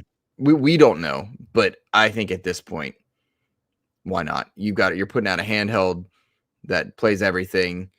Gears of War Reload is launching day and date, count with its Xbox counterpart on PlayStation. Why not? Yeah. Sam Tolbert said he's not disagreeing, but Clockwork didn't have a PS5 logo. You're right, but I think Logan was tangentially kind of jumping to the PS5 conversation. Oh, I thought it did. I'll be honest. I actually thought that it was coming over. Most of the trailers had PS5 logos. Yeah. From the Xbox studios. But I do think, to kind of loop into the overall thought process, because Portal Player asked us a pertinent question, when do we think Clockwork's coming out? I think Clockwork, Fable, Gears E-Day, Forza, and there's one other, I can't remember which one it is, are coming out in 2026. But Fable's early in the year, which surprised me. That'll be January, February for sure. Yeah, not January, but even though I like that, we had this conversation with McCaffrey, I believe. Not January, because dev teams have to have a break. You know what I mean? Yeah. And that's why it's usually February, March. But it surprised me, like, that early in the year for that big a game surprises me a little bit. But they've got, from what Matt Booty was saying, they've got so much just in general that they've got to put it out. And that's why they're stepping on their own toes in the month of October, which is weird. Use November and September. It's very strange. Like, who knows? Very, very strange. It's all based on money in quarters. I cut you off again. I'm so sorry. But Halo was the other one. The return of a classic, been with us since the beginning. Yeah, your Halo remake. Oh, yeah. I cut you off twice. Please. Just saying that, like, a lot of this just comes down to money and investors and hitting quarters and making sure that you have good revenue for quarters. So that investors are happy. That's honestly, I think a lot of it, because it's all going to be Game Pass for most people anyway. Yeah. Freight Conductor asking us, did you guys play the Halo remake? Blink once for yes, twice for no. I'll candidly say no. I'm blinking yes or no for you. Candidly, no. And I don't know of anyone that did. I think as many people played the Halo remake as did Mind's Eye prior to launch. I don't think it was there, but I don't know that. I'm just pretty confident that it was not there. I'm pretty sure we would have that would have come through the ether, Yeah. And some of the conversations we had, but no, I don't think that was there. And I don't think it's ready for early in the year either. I think they got a lot of simultaneous teams working on that one, and it's late in the year. No problem. Okay, so this next one, split. Yeah, David also saying it wasn't there. I believe him. I don't think it was there. Yeah.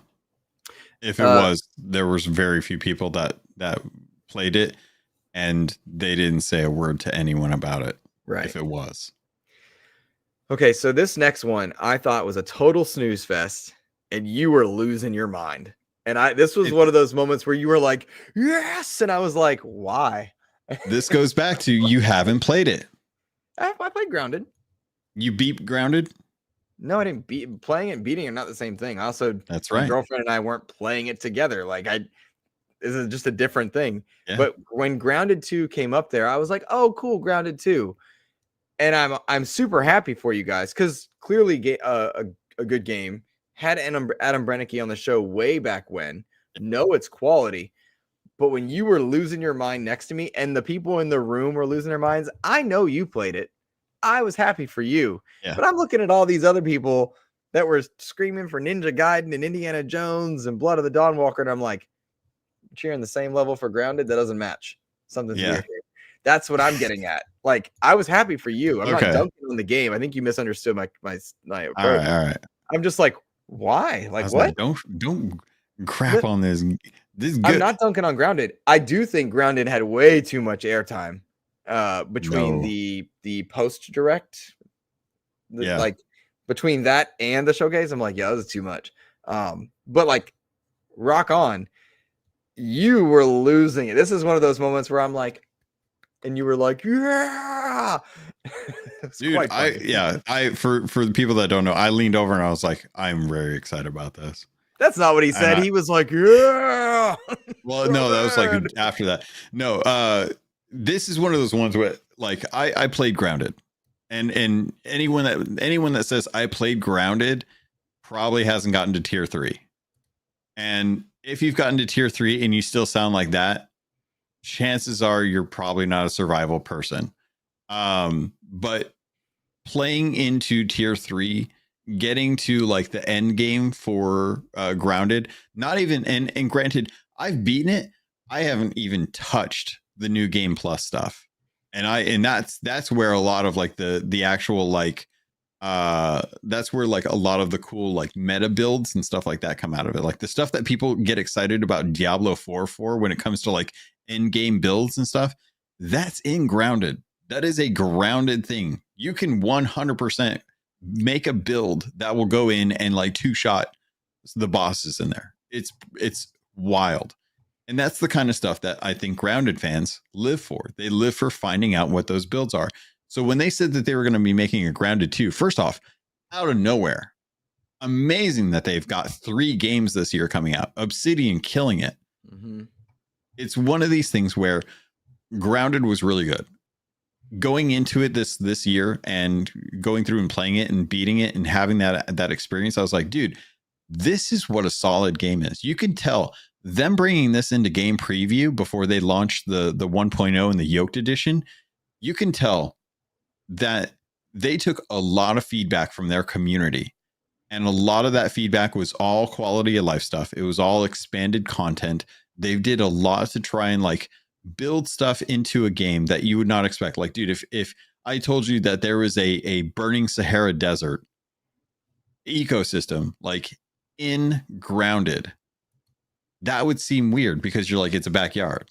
But there's 100% a sandbox that is literally a Sahara desert with sand beasts and like spiders and stuff like that. And it's all contextual to how hot it is based on if it's daylight out. Like, there's a lot of systems in Grounded 2. So when I saw that they were doing Grounded 2, that they had mounts that can now help you, that was a big thing with Grounded. You know, you had to zip line everywhere. You had to run everywhere. Getting mounts is major.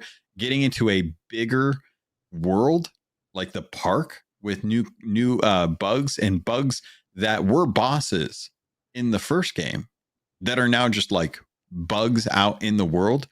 It's going to be amazing. It's going to be really cool to see how far they go with this because they've got so much more world to live in. Okay, so let me ask you this, bud, because you obviously know Grounded backwards and forwards, and most people listening don't, right? Yeah. Or at least that's what you would expect, right? I don't think we have a huge. I don't think many have delved as deep. Right.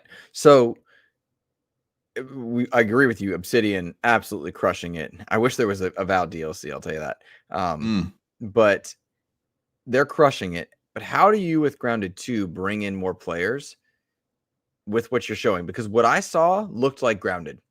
Yeah. So, like, and I'm spitballing because the Spaceballs 2 announcement just came out. Like, do you get Rick Moranis and you have a Honey, I Shrunk the Kids crossover? Do you do crossovers with other IP? How do you get people that saw more Grounded and are like, what do I do? That's tough because I think the problem with Grounded is they are not tapping into the one thing that I think sells the game the best, which is it being one of the best survival games ever made.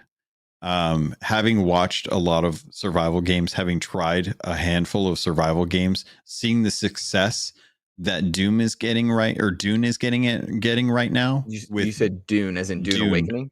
Yes. Okay. With their survival game, Mm-hmm.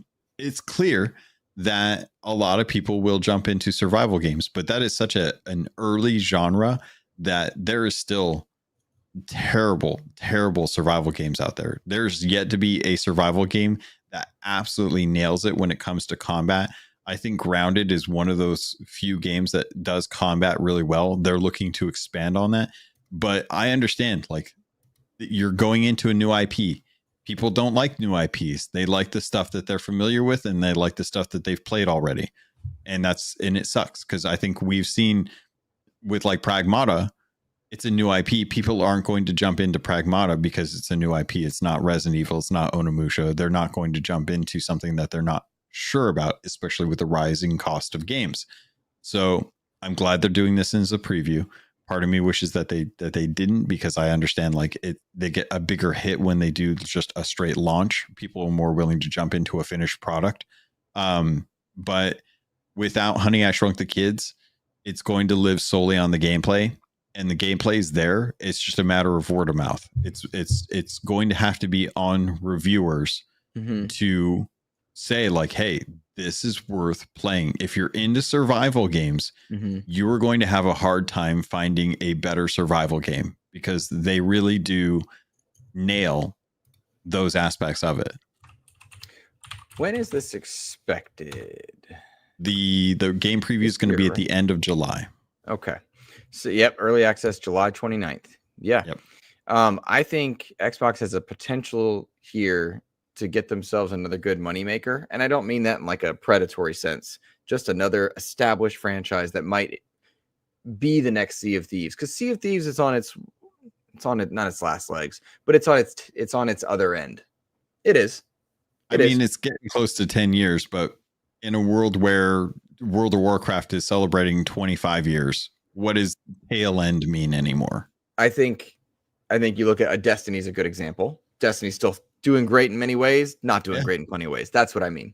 Like, it's got its community. I don't think you're getting more Sea of Thieves people in any way now that you're on PlayStation. You're everywhere, unless you're hitting Switch. I don't think you're bringing new people into Sea of Thieves. Mind you, don't misunderstand. You know I love Sea of Thieves. No, I know, but I think they're bad examples. Okay.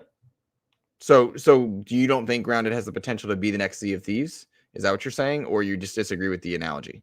I don't think Grounded has tried to be a live service. They've done updates, but I don't think that they've ever tried to like monetize with any kind of seasonal content. They've had events, but they don't have like a store that you can buy stuff for.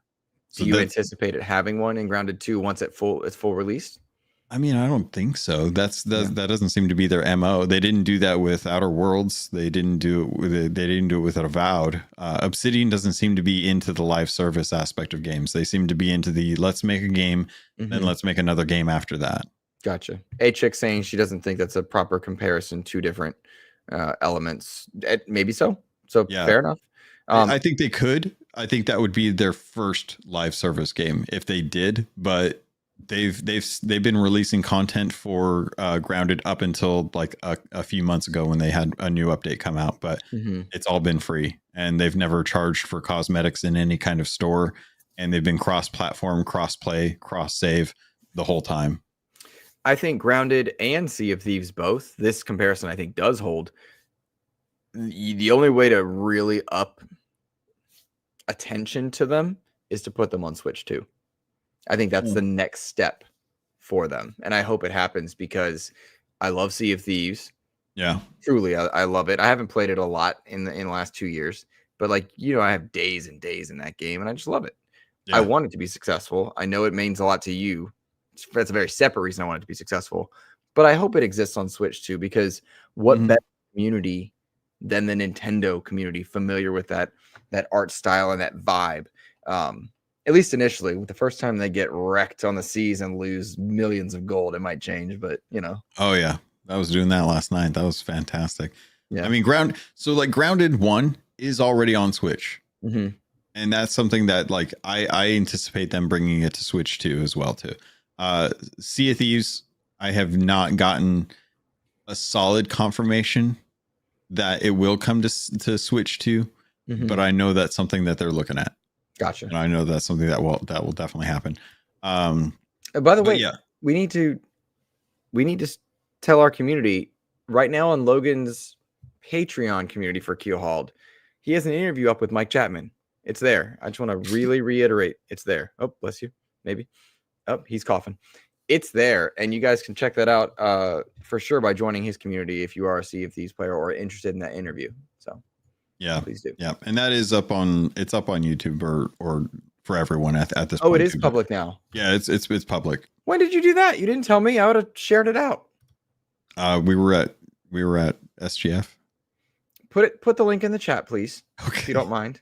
That's important. That's a big deal, buddy. That's a big deal. I forgot about that. We have been busy, so I'll let you off the hook, but that's a big deal, and I'm happy for you. Yeah. All right. While you're doing that, moving on, Chronos New Dawn looked freaking awesome. I was here for that. I did not remember that Chronos had been announced at a previous showcase, but this horror title looked like it was in the vein of Dead Space, and I'm day one on that. Horror fans are eating well in the gaming space lately, like for quality games. Look at the Dead Space remake, Resident Evil remake, Resident Evil 9. Oh my gosh, so many cool things. Chronos New Dawn looks really cool. I'm here for it. I'm happy for it. I want to play that game, and my eyes are on it for when it does come out. I know you're not doing horror. You did it a bit for helping us get to SGF. What did you think? Oh God, I blanked that out of my memory. Chronos New Dawn was okay. It's one of those ones that like I'm not gonna jump into it, and I didn't see anything that was like, I mean, it was pretty, but I wasn't impressed. So that's one of those. I'm glad that very much in the same way that I think Grounded 2 was a win for me, Chronos New Dawn's going to be like a win for you, and I'm glad that they're doing it. I'm glad that it's going to be something that feels like a Dead Space in a world where Dead Space remake hits me for all the right like at the right levels that I didn't expect. Which I still need to go back to Dead Space and keep working on that one, because that's such a good game. So I'm glad that they're doing Chronos. I just don't think that that's going to be one that I jump into. Yeah, I think I'm absolutely going to jump into it. I'm probably not going to do it day one because it's coming around the fall, which you got to think October. You'd think, right? And there's just too much in October, and it's not on Game Pass. So like, Game Pass is kicking. For all the right reasons right now. By the way, if you see Game Pass on sale, you need to get it because that thing's going up in price. Game Pass is kicking right now. October's crowded. And here I am on the Xbox show. If I don't get a code for this one, I'm not playing this game I desperately want to at launch, because my monies are being spent in all these other places because there's so many freaking good games. You know what I mean? Yeah. Dope problem to have. Also justification for being on Game Pass. Now is a really good time for you guys to be buying Game Pass. That's all we're saying. Stack it. HX saying I need to see if CD Keys has a deal. I got a small deal. I'm looking right now, actually. It wasn't great. They know what's going on. It's not a good deal on CD Keys. I'm keeping my eyes out, and put it in all the chats when you guys see them. Share with all your friends, because you're going to want to stack that bad boy. Because I'm telling you, with this new Xbox integration, PC integration, these tiers are going to get more complex and more expensive. And with games being $80 more valuable to have this subscription, just be smart. After that, we saw Elder Scrolls Online. Now, every year I'm always like, why are we showing Sea of Thieves? Why are we showing Elder Scrolls? Why are we showing Warcraft or any of the other stuff? But it's because and it was Ainsley Bowden that shared more or less an anecdote with me. Xbox has something like, and this is a ballpark number, I'm just spitting the number out, but to prove the point, something like 300 million players across all their live service games. And by just putting it out there, they got to talk to those people. So ESO is absolutely huge. Happy Cloud Gamer saying the same. It's huge. It's out there, and it is relevant to those audiences. So Sea of Thieves, I didn't think their trailer was all that great, and that's later on in the show. But it's talking to a community that exists, right? Kind of similar to our Grounded thing, but on a bigger scale. Elder Scrolls Online didn't really show anything that's going to bring new people in, but they're talking to a community that's spending money, active, engaged. Why not? So cool for them. Yeah. I have no clue what was unique about this. No, because they've had pets. A Like cat. they've had pets, and genuinely, like in along with like the Sea of Thieves, this is just a reminder that these games are getting updates, and that if you didn't know, they're also included in Game Pass at the end of the day. I think that's effectively what we kind of learned from these. Yeah, they're just talking to people that have interest. After Elder Scrolls Online, we saw Athlon, which you put in there, looked like a Deliver Us the Moon, Deliver Us Mars game. It did. Interestingly, it was a Don't Nod title, and I find Don't Nod to be a bit preachy in its game sometimes, and this one looked very different in tone. So I'm curious what's going on here. I'm calling myself passively interested in this one. What did you think? Meh. Yeah. Okay. Just we Game Awards a couple years ago had one of those games where they're like, it's going to be two people in space and they're going to be in a dramatic situation and you're going to have to find out how to get them to safety. This looks like another one of those. It's like a very like single A shovelware kind of like space game. I'm sure that the devs are working hard on this. I'm sure that people are going to enjoy it. Nothing about this seemed unique in any way. It just looked like another one of those, like, you know, the voice actress flubbed Evacuate on the trailer. And I'm just like, really? After that one was There Are No Ghosts in the Grand Hotel. Looked really cool. That was like a fun game, a nice tone shift overall. I don't know that I'm checking that one out, but I think a lot of people will and should. Yeah. I'm a sucker for jazz and for like a kind of spooky voodoo ghost stuff. It feels Ghostbusters to me, and in a way that, you know, like it's not Ghostbusters. So this was one that I was like, I want to check it out because it looks cool and it looks like an indie game that's trying to do something that's fresh and unique.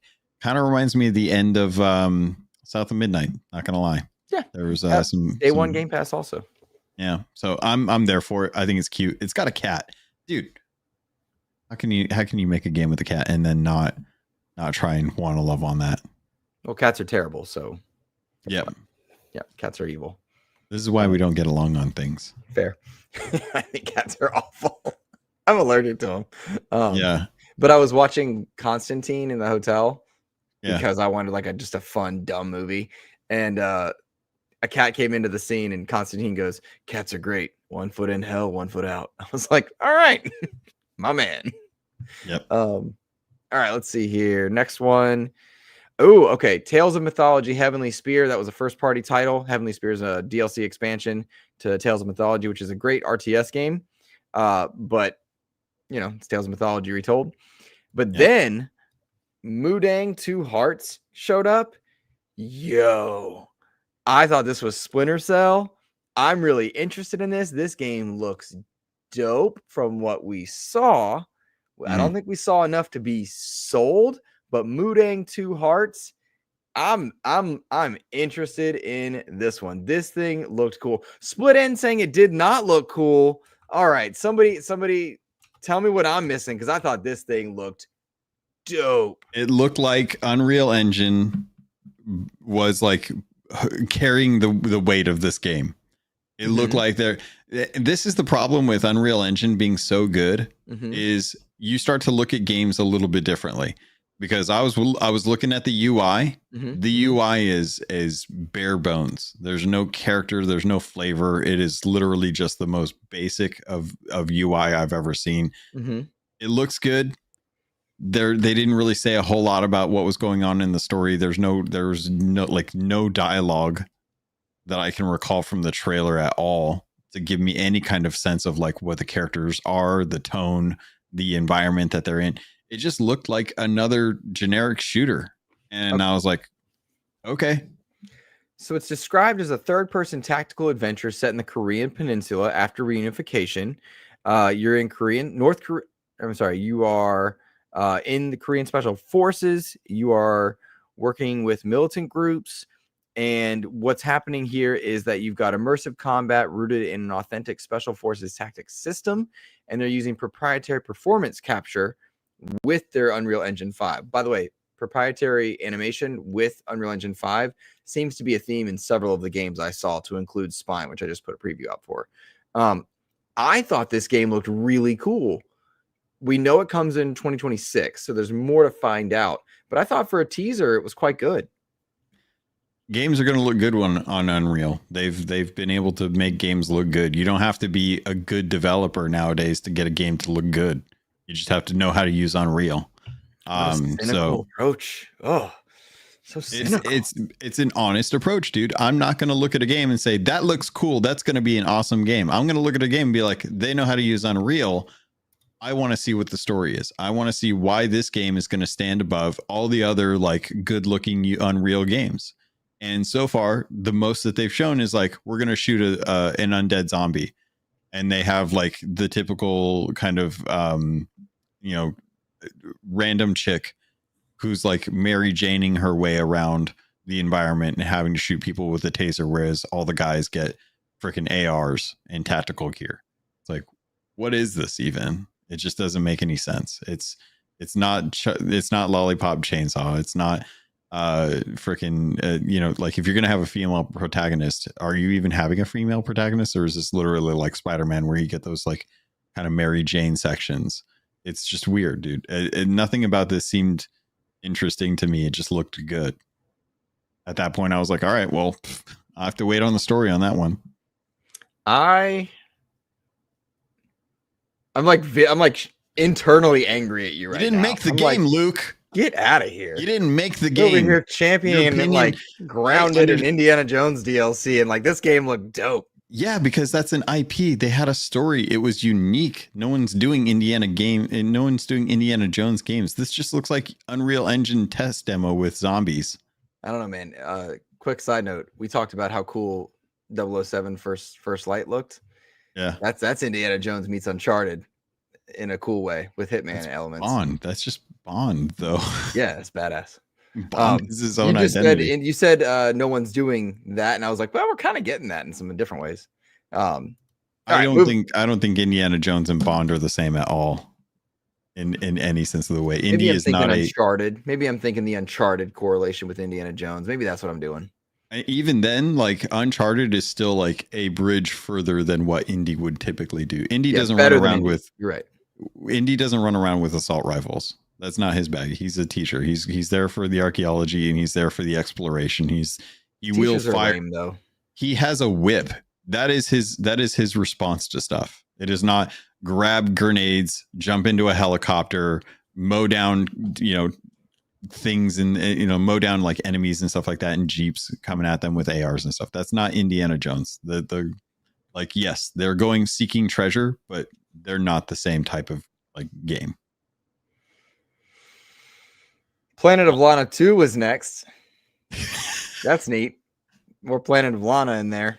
I interviewed that dev. He's a nice guy. Fallout 76 had Gone Fission. Their little fishing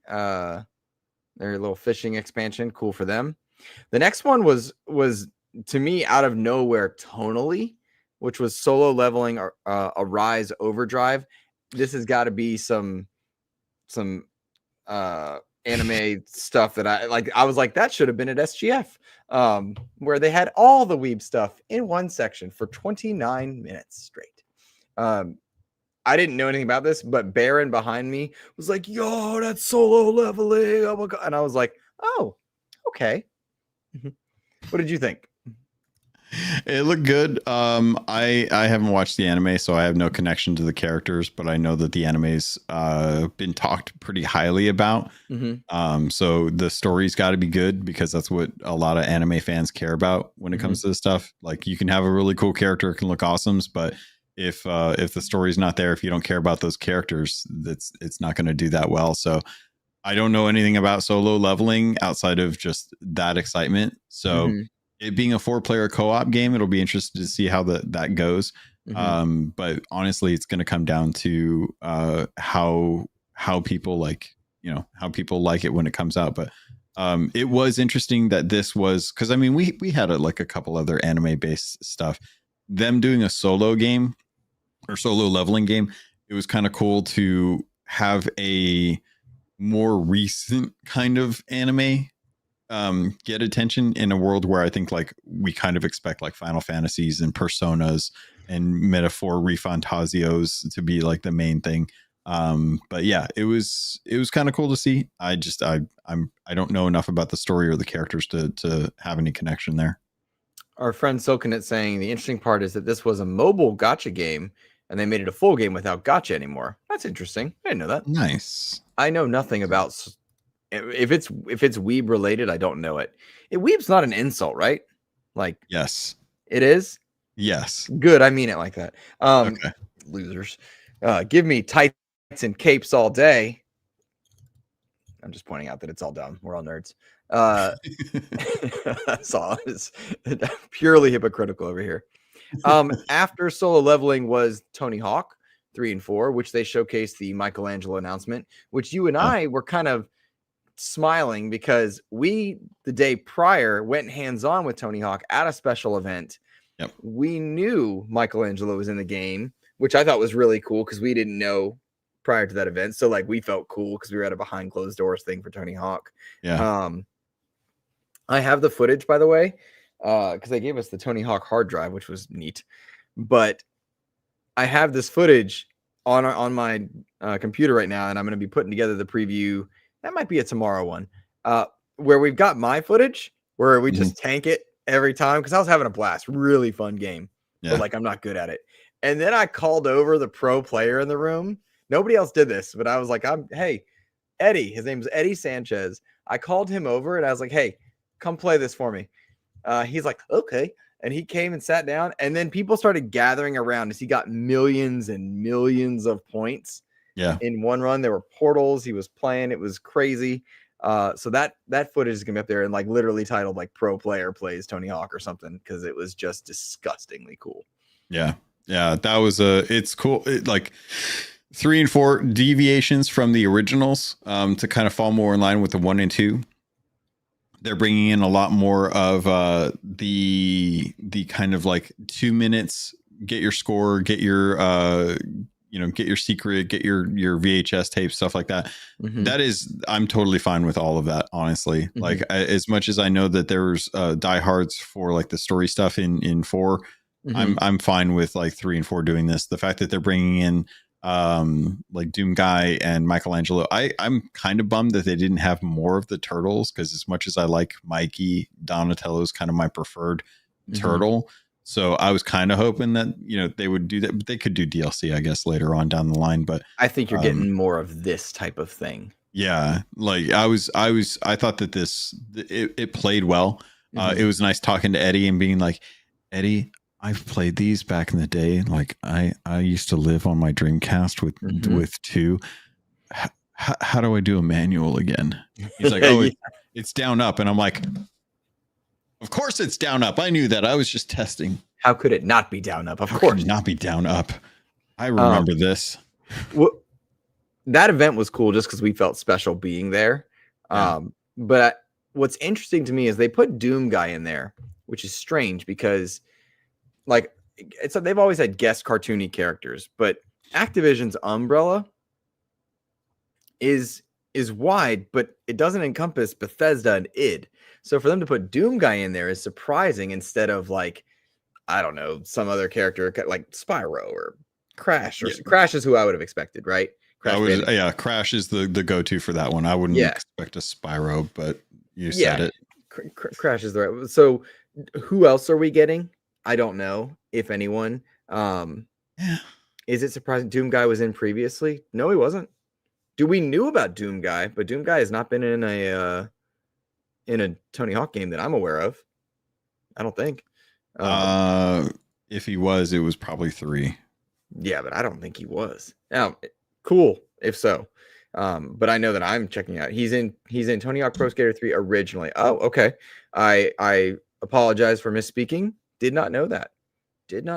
Cool. Yep. Very cool. Trophy Room says Pragmata. Yeah, we're going to talk about that probably in a different episode just because we're still in the Xbox showcase. Pragmata was dope. Following Tony Hawk was Fate's End. I don't have anything to say about this one. Did you? If you like Spiritfarer, same developer, same beautiful animation, just a lot more action based. So it'll probably be really good. Cool.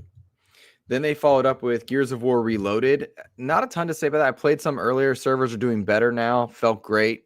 Turn off motion blur always. But Gears of War Reloaded, crossplay, cross progression, split screen, multiplayer is 120 frames per second, as was Gears 5. This was also the showpiece title for the Xbox Handheld. Absolutely love that Gears of War Original is getting a comeback because it was more horror based, but still actiony. And man, I'll tell you what, when I booted up that demo and I heard that Gears chime, let's go. Like, I'm just so happy that it's back. You know what I mean? Yeah. Like, I'm so happy that I get to play this with people wherever they want. Again, you asked me 3 years ago, do I want Gears anywhere else? No, I'd be like, I don't think so. Maybe 4 years ago. But now I just want Gears. I love Gears. Again, it's on my arm for a reason. And I'm just very happy. When I was playing it, man, being on Gridlock and Raven down, playing through, exciting. I loved it. I've seen some really sick clips of people who've been like, "Oh yeah, this old hat, welcome back." Yeah. That's right. It felt good. Following that was Persona 4 Revival. Cool to see that on consoles. Cool to see that on an Xbox stage. Happy for that community because Persona 4, as I'm a big Vita guy, that was a big game for the Vita. Happy to see that there. And I mean, Sega just firing on all cylinders. Sega Atlas, because Sonic Racing looks so good. Yeah. Eat your heart out, Mario Kart. So excited for Sonic Racing. That I'm buying day one. Which is funny because Sonic Racing is also going to have a Persona character in it with Joker joining the roster. Yep. So Sonic was not at Xbox's showcase, but Sonic Racing, everybody that we talked to that played it, fantastic. A lot of guest characters. They're really making this Sonic All-Stars Racing Transformed all over again, as it should be. Everybody came away impressed, whereas everybody that I've talked to that's played Mario Kart, it's like it's more Mario Kart. The open world's not doing it, but Sonic Racing doing something special. I hope that's the case because you got to distinguish yourself, and Sonic Racing not to be trifled with. Very good franchise. I like it more than like the other kart racers like Nickelodeon, Garfield. Yeah. Well, yeah, you know, like there's a bunch of them, but like there's tiers. You got Mario Kart and Sonic, and then you got Crash Team Racing, and then you got Nickelodeon and so on. Sea of Thieves Season 17 trailer. Devs say there's a lot more to come. You put in there. Did you want to add anything to that that's worth adding that we haven't said? It was one of the trailers of all time. New barrels. New faction coming. That's all we know. New factions coming, bigger kegs. I'm holding out on they're bringing in smugglers, which I think the joke around Sea of Thieves community is they're bringing piracy to pirates game. So you know, that's a thing. It was not a very impressive trailer, if I'm being honest. It was kind of lackluster, which I'm going to be talking about this week. So Keelhauled will probably have more to dive in on this. We've got a lot of news to cover for Keelhauled, so there's going to be this on top of a bunch of other announcements. But the community is definitely like of two minds right now because we've had some wins and we've had some losses, and this felt like a loss because it really didn't divulge anything that really talked about like why we want this, given how many storylines and how many like plot lines we do have that deserve like attention, and we're bringing in a new faction, which was not something anyone was asking for. Gotcha. All right. Let's see. After that, we saw Invincible Versus. I thought it looked cool, but I thought it was an open world game at first, and then it turned out to be a fighting game. Still impressive art, still cool. Love Invincible as a franchise, but I thought they were gonna do like a Superman style like open world game. Turns out it's a fighting game, but we're fighting games, man. Yeah, there's been some really good ones. yeah. That I don't know, the Marvel Token something or another. That game looked cool. I think that was at PlayStation's State of Play.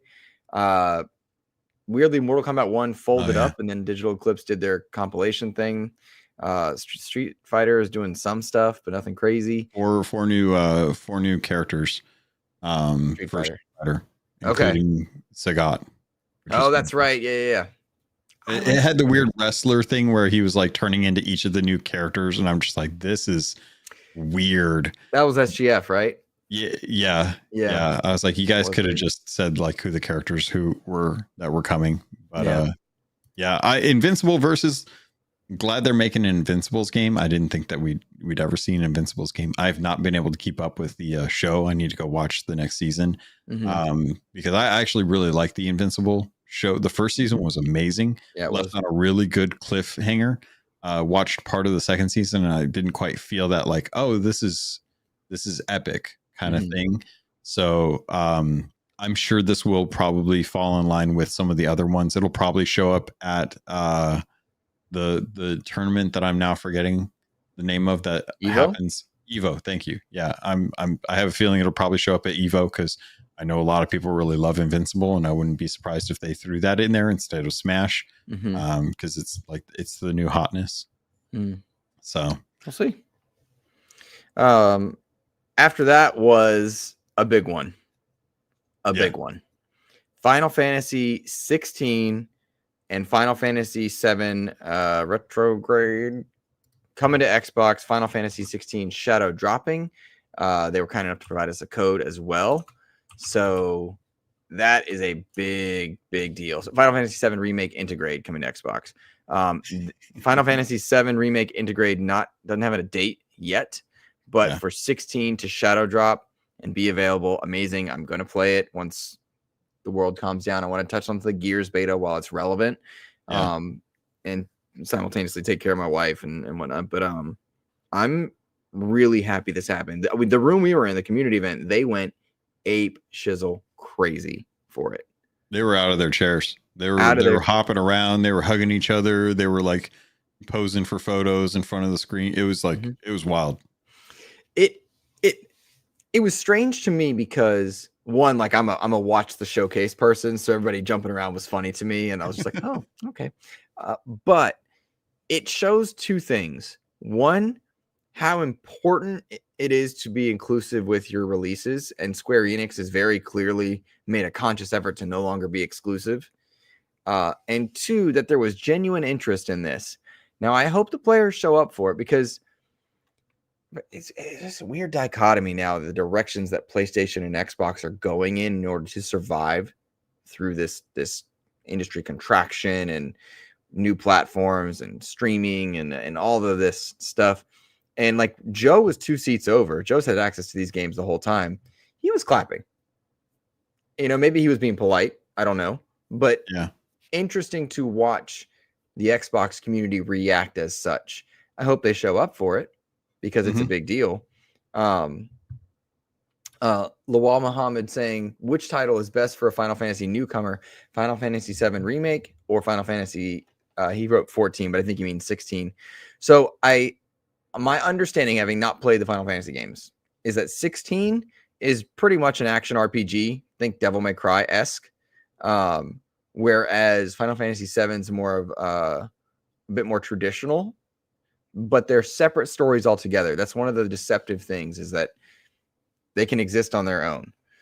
That's my understanding. Anyone in chat is welcome to jump in and provide more context. I don't know if Rick Davis is still here, but he was very excited for me to play Final Fantasy as well. Yeah.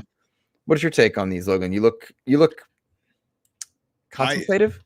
No, I'm excited for the fact that Final Fantasy has like finally come to Xbox. Like back in 2019, we got all the mainline Final Fantasies come through. Like we had like 9, 10, 8. They were all making their way over to Game Pass, right? It's one of those things where it has been so far removed from the launch of when Final Fantasy Remake came out that most people on PlayStation are just like, we've had this forever. It's the equivalent of us being like, oh, Gears 1's going over to PlayStation. That's cool. Yeah, I'm sure they'll probably have a good time with it. That's the same feeling. That's a good comparison. I didn't think about it like that. Like we've had it for so long. It's not anything that's shiny. For Xbox fans, dyed in the wool Xbox fans who have not played Final Fantasy 7, who have played Final Fantasy 7, and wanted the remake version to come to Xbox, this is huge news, because once Final Fantasy VII Remake Intergrade comes to Xbox, Xbox will now have more of the mainline Final Fantasies. It'll have all of the Final Fantasies, more Final Fantasies that you can play on Xbox than you can on PlayStation, which is wild considering where PlayStation was kind of like the home for most of the Final Fantasies post SNES, right?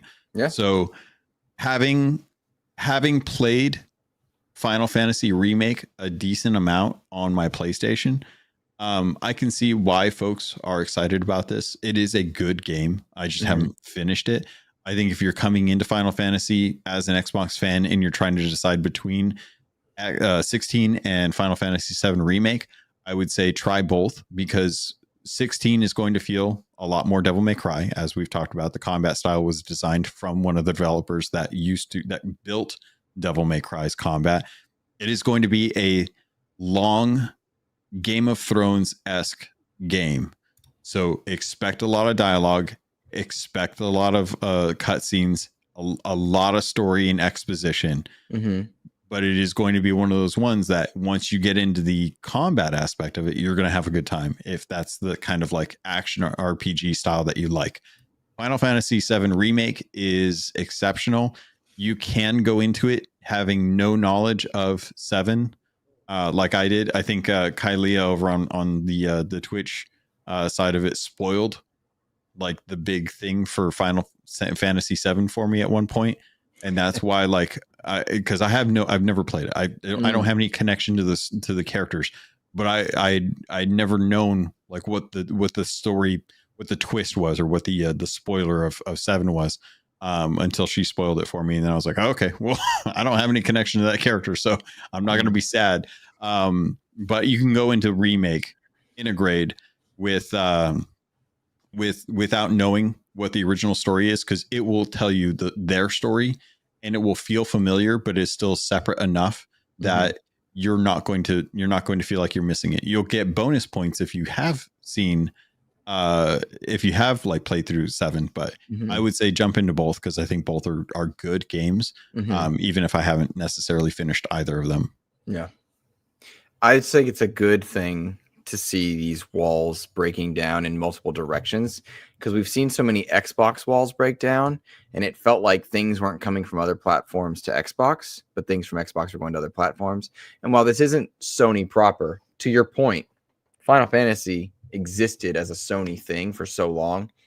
It's nice to see that fading away. And so for Persona 4 Persona 4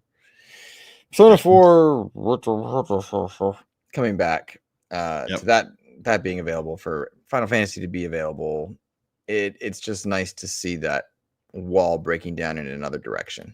So yeah. And Joe said he was clapping politely. It's like, cool.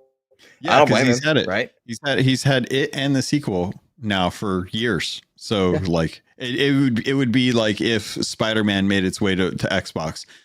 Sony fans probably wouldn't care. They'd be like, okay, have fun with that, like what, 2016 game, 2018, something like that.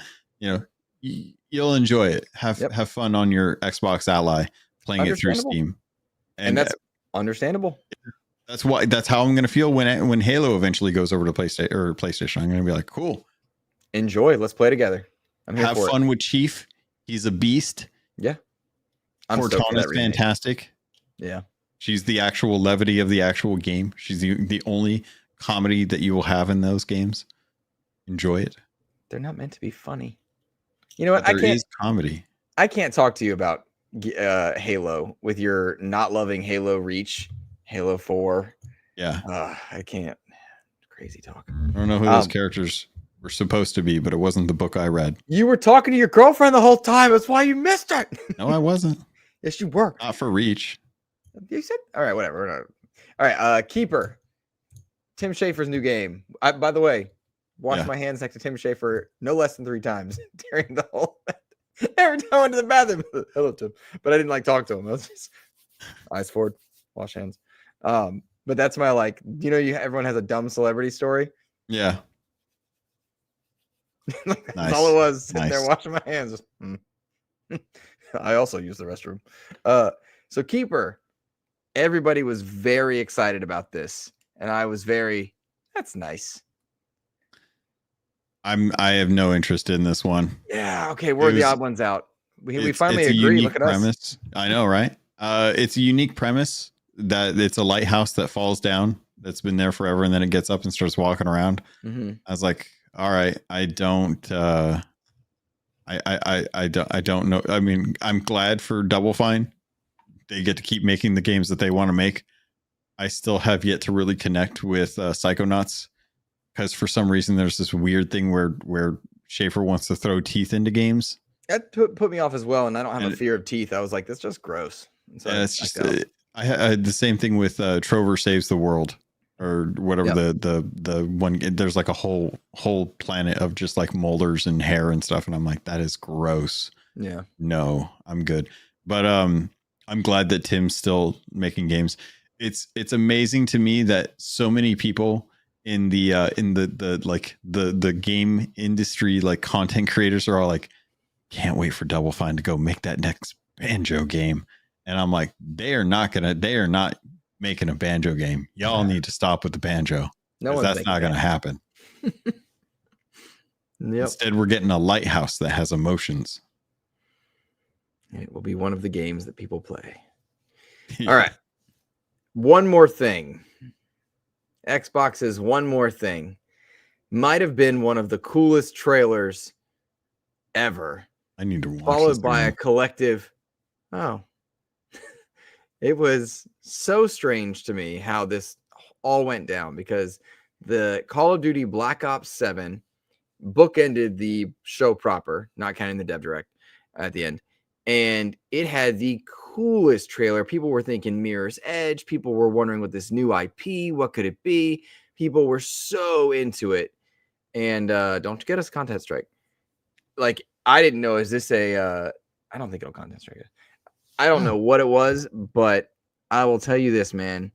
The collective, when it was revealed to be Black Ops 7 was palpable in the room we were in. And I've heard on many other shows that everybody was very disappointed this was Black Ops 7. Not because it looked bad, but because it didn't look special. And like, we all knew Black Ops 7 was going to be, or we all knew Call of Duty was going to be a thing, but it just looks so uniquely cool that when we find out it's just Call of Duty, like, are we going to play this, or are we going to play Call of Duty when it comes out? I just felt very lukewarm on this whole experience because, one, I'm more of a Modern Warfare guy, but and like, that's not a diss. I love Call of Duty. I'm just more Modern Warfare than Black Ops. And the trailer is so neat. And if I'm just playing Call of Duty, though, I feel like this is a disappointment. Well, I will say Call of Duty has hit well with their campaigns as of late. Yes. I think that they've done a fantastic job making their campaigns. I really enjoyed Black Ops 6's campaign. I had a really good time with that. I'm ready for. I enjoyed 2 and 3 for Modern Warfare, which is really good campaigns. Don't care what anyone says about 3. I liked it. Yeah, I really enjoyed it. This looks like they are going to be making a more futuristic Black Ops. Like, they're going into the future. I think Advanced Warfare was the last time we did this. Or Infinite Warfare? What was the Infinite Warfare was far future. Well, farther future. Advanced Warfare was near future. Yeah. And Black Ops has always had a sci-fi element in the last few years. Like, it's had that element to it. Yeah. So this trailer was giving Blade Runner for me. Like, the red butterfly that's on screen now is kind of similar to the origami unicorn for Blade Runner, which, if you get the reference, you get the reference. But I was very committed to finding out what this was. It was not I did not think this was going to be a Black Ops game. Finding out that it's going to be a Black Ops game is cool. I'm still a little concerned about it just being a CG trailer, because for years we have been railing against companies just putting out CG trailers. I don't care about the CG trailer. Cool, you made it. I'm glad it's rendered in engine. Engines can do a lot these days. I'm not too impressed with, CG trailers looking good in engine anymore. I want to see gameplay. I want to see what I'm actually going to be doing. Go through and actually show me like what it is that we're actually going to be doing in Call of Duty. Is zombies going to stay the same? What's going to happen to Warzone?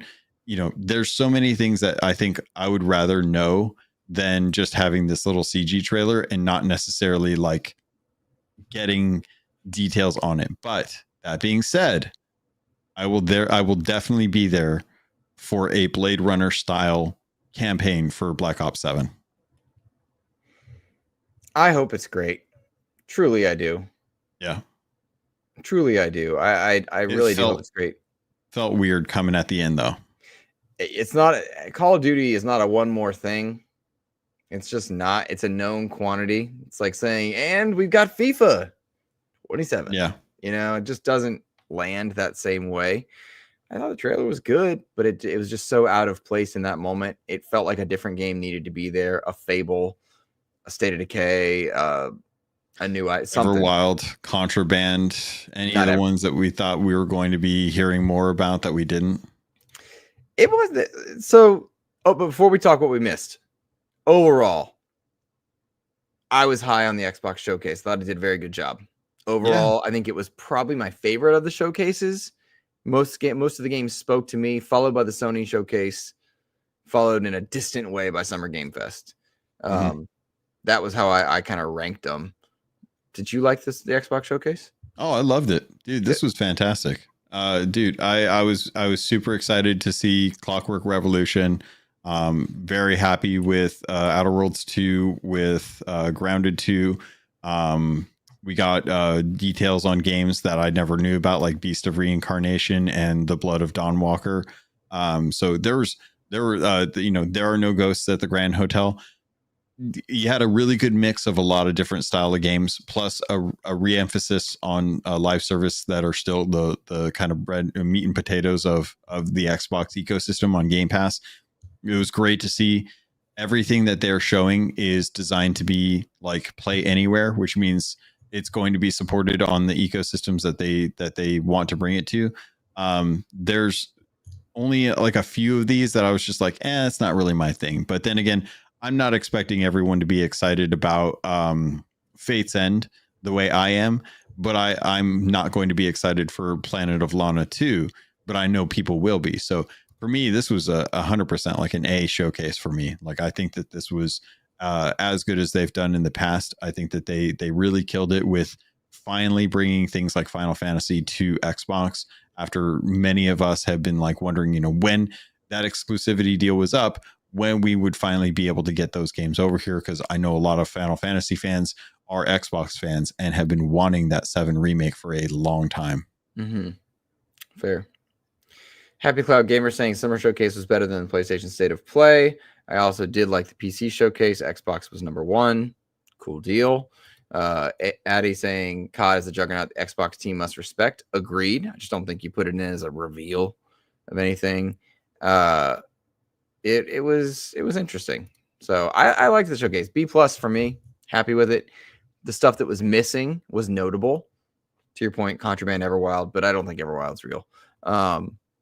I think not seeing E-Day was a surprise. Not seeing State of Decay was a big disappointment for me. That was my most anticipated, most wanted, was State of Decay. So I was bummed that wasn't there. No Fable, I'm fine with. But that's because Fable doesn't talk to me. I am surprised we didn't even get like a little like Fable. Gamescom. Yes, 100. And there's more time this year, but we didn't get the sizzle reel effect. At least I don't remember one. So that was surprising. They did do one for the PlayStation. I don't remember them doing one for the Xbox showcase. But at that point, once they were done with Call of Duty, they went straight into the Obsidian developer dive with Outer Worlds 2 and Grounded 2, where we got a lot more details on those systems. And that was 100% worth like hanging out and watching for as a fan of Obsidian. I was really happy about that. There was a lot of stuff that we're still waiting on. It's funny to me that we get a CG trailer for Black Ops 7 to kind of let fans know, like, hey, there's life still within the Call of Duty game. This is what we're working on, so get ready for that. As opposed to, hey, remember that trailer we showed, a little teaser of like this game coming out called Contraband? That's something that we're ready to talk more about. And it's like, if that's not ready to talk about, that's interesting, because that, why even show that trailer at that point? Is that project even still alive? Still didn't see anything new about Perfect Dark, so not sure what's going on with that. We got a really nice trailer last time, kind of like diving into a bit more of the combat, which looked good, looked more unique as an FPS. So just kind of surprised overall on some of the stuff that we know about and hadn't heard from yet. Here we are getting, you know, really, really interesting games as far as like they're throwing in like Mooding Two Hearts or Beast of Reincarnation or Chronos New Dawn, like new titles that we know nothing about that are closer to launch that we could have heard more about last year, but instead it was stuff that we just like, you know, we didn't hear about. So it's kind of a weird release cadence for trailers where they're just like, here's new stuff that we're going to announce that's going to launch this year. Forget about the stuff that we've shown you a few years ago. Don't worry about that. Agreed. Some of the interesting things surrounding the Xbox showcase, Gears of War Reloaded is not going to be releasing on PlayStation 5 in Japan, which I thought was fascinating due to regional rating and restrictions and platform policies. Yeah. Very odd. But it will still be on Xbox Series S and X and PC in Japan. Revenge of the Savage Planet creative director Alex Hutchinson says that games should be joining subscription services only a year after release, and that they initially put their first game on Game Pass with the hopes that it would materialize with DLC sales. Those DLC sales did not materialize. Me, who is tired, jet lagged, and cranky, is like, well, maybe your game just didn't have enough draw for DLC. Maybe it did, maybe it didn't. But like, blaming Game Pass seems an odd approach. But I'm wondering if there's more context that we don't have. The grass is always greener. Yeah. You could easily say, like, you know, I wish we'd put it on Game Pass and taken the bag from Xbox, because then we would have probably had enough to be able to fund for the DLC, as opposed to selling it wholesale off of streaming services. Mm-hmm.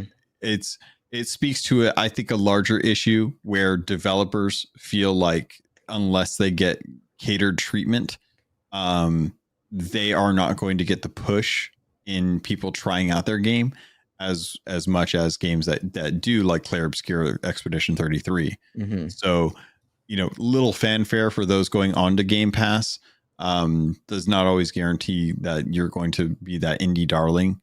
And at that point, I think you're looking for like, you know, people to be like, you know, Game Pass really screwed us on being able to get that sales that we were hoping for. Mm-hmm. But who knows? Kylia in on the Twitch says, I played Journey on Game Pass and bought the DLC because of it, and bought the sequel because of it. So counter to what, you know, I think a lot of people would say is if you never had Game Pass, there's a lot of games that you probably would have never played. Yeah. I think grass is always greener is the right way. And like, clearly people did buy DLC because of it. It's just a matter of how many would you have, that kind of thing. Yeah. Let's see. Other stuff that we want to touch on before we go. So Summer Game Fest, I don't feel the need to go back through, but do you want to talk about anything that stood out that you really loved from the Summer Game Fest showcase? Do you want to dive in real quick about the as far as like the Capcom games? Just talk about our experience with Capcom, or do you want to save that for when we have more time? So let's talk about what we saw in the Summer Game Fest showcase itself that stood out to us. And then included in that, we can talk about our hands-on time with Pragmata and what we saw of Resident Evil, because that was part of Summer Game Fest. Okay. So we'll mention those things, but we do need to make our videos separate for them. Well, no, yeah, I'm not saying like we wouldn't be doing the previews, because I think those are worth giving folks an idea on. As far as Summer Games Fest, don't wear hats that are politically adjacent to anything in ever. Period. So yeah, so you're talking about the Splitgate 2 guy. Yeah. All right. For audio listeners or anyone that didn't watch, the Splitgate 2 dev went out there to showcase his game, which Splitgate 2, for all intents and purposes, looks great. Splitgate 1 was well respected in first-person shooter community. People seem to like it. And they canned it to make Splitgate 2. He walked out with a hat that was black with white writing, but it looked reminiscent of the MAGA hats. And it said, make first-person shooters great again. Make FPS great again. Yep. I didn't even notice that. In the moment, I even skeeted. God, it's so weird. Just a post. I posted on Blue Sky how much I liked this guy because he said, make Titanfall 3. And I was like, yeah, Splitgate 2 player right here. It's me. I'm going to do it. Mm-hmm. Didn't know all the political turmoil. Ended up deleting that post and putting up a, hey, just so you know, because I didn't even see his hat from the audience where we were. I didn't even see it. I just saw this guy shouting out Titanfall 3. And I'll tell you, it sucks that this guy did this because I don't know if he's a douche or not. You wear that hat, I feel like you're asking for it, but Splitgate 2 looked good. And people worked hard on it and they got a good story. So like, come on. It really does go to show that, it only takes one thing to really kind of kill the community swelling. Like he came out with the mindset of trying to be a disruptor. And we talked about this in a Uber to our Tony Hawk preview with Alyssa Mercante. And that's right. She did. She jumped in the ride with us. Yeah. We were talking about that in the ride over. It's interesting to see when developers come out to try and pitch their game to an audience and how they approach this. Because I think that was one of the instances where he came out wanting to be a disruptor, saying how, they were Halo players back in the day, how they're tired of playing the same Call of Duty game and they really want a Titanfall 3. And at that point, you're like, I understand where you're coming from, man. I too I've been in that mindset. I would love a Titanfall 3. I am a Halo player. I have been playing the same Call of Duty effectively for the last 5 years. So I get it.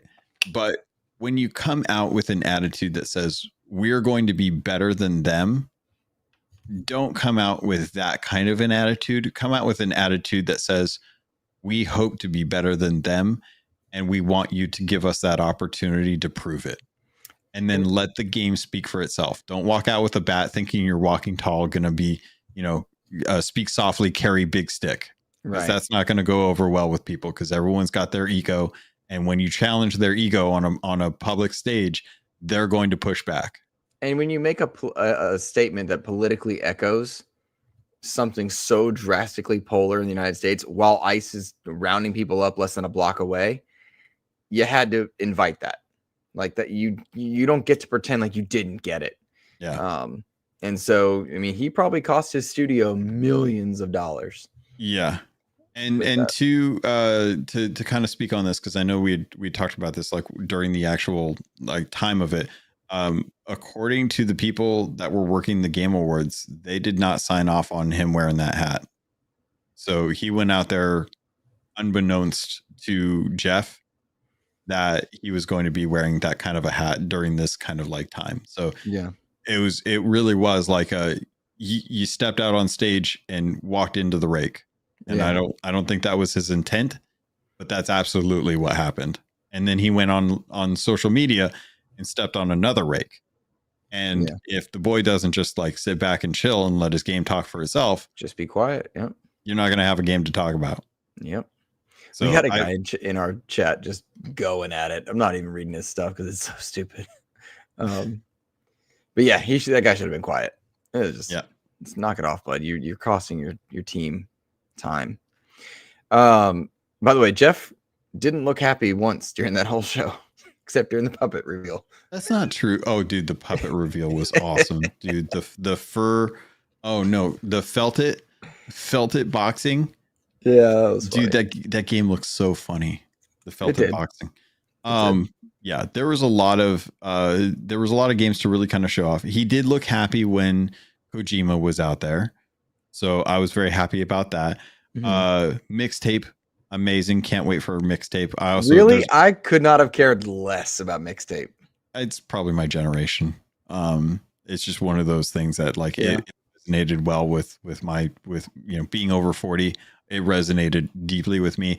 I'm sad that I didn't get a chance to get hands on because I was over at the Annapurna area, which shout out to Annapurna. I got photos of their display stuff that I will happily share online. They killed it with their atmosphere. They absolutely killed it with their atmosphere. There was some stuff that I didn't take photos of because there was had like gameplay in the background, and I wasn't going to like, without permission get photos of that. But dude, their display area was so retro 80s that I was just like, I'm freaking here for this, man. This feels like such a cool area. I would love to live in this area of this like design again, with like the giant TVs with the box around it and stuff. And yeah, super cool people. Mixtape looks great. Really good to see that Marvel Comic Invasion was showcased. Played it, enjoyed it. It's great. Can't wait for that. The Cube looked interesting. MMORPG from Munfish, who did Atomic Heart, who then showcased Atomic Heart 2, which was they called it a spiritual successor to Atomic Heart, which I don't know how you call Atomic Heart 2 a spiritual successor to Atomic Heart 1 if it's not just the sequel to Atomic Heart. I think it's an alternate universe. Interesting. So they're leaning into the name cachet at that point. Code Vein 2 seems like it's going to be super popular as well. I watched a hands-off demo for that one. I don't know what I can say about it yet. I think that the embargo ended, but I watched the hands-off on Code Vein 2. Yeah. Yeah. I'm not going to say anything more than that, just because I don't know. Mortal Shell looked like it was going hard. That did go hard. That what a way to open. That was cool. That was a good way to open the show. Death Stranding 2. It was one of those things like I haven't played the first one.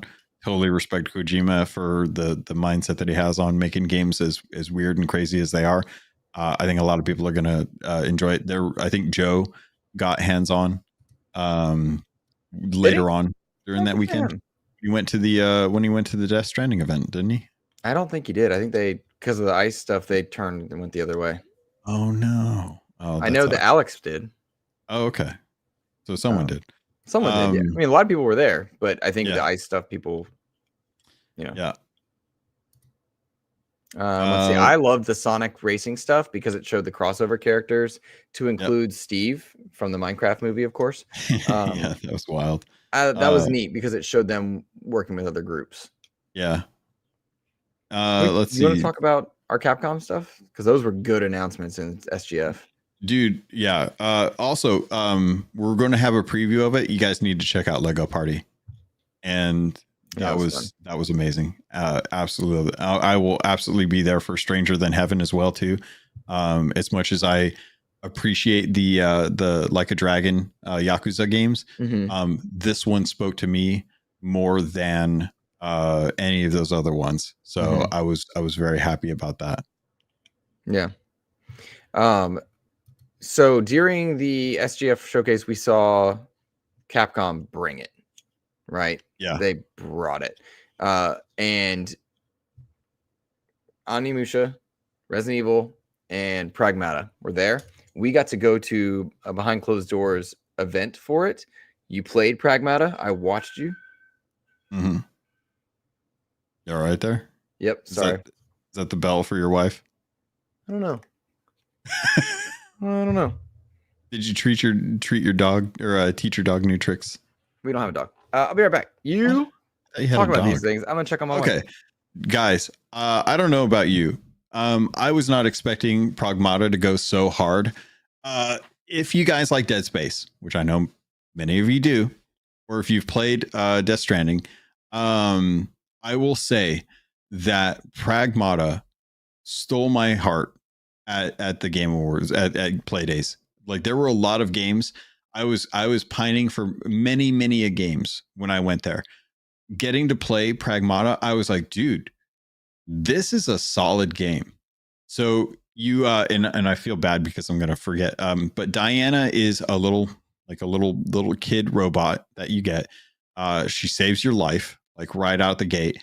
And the demo kind of had us recovering from an accident or something that had happened.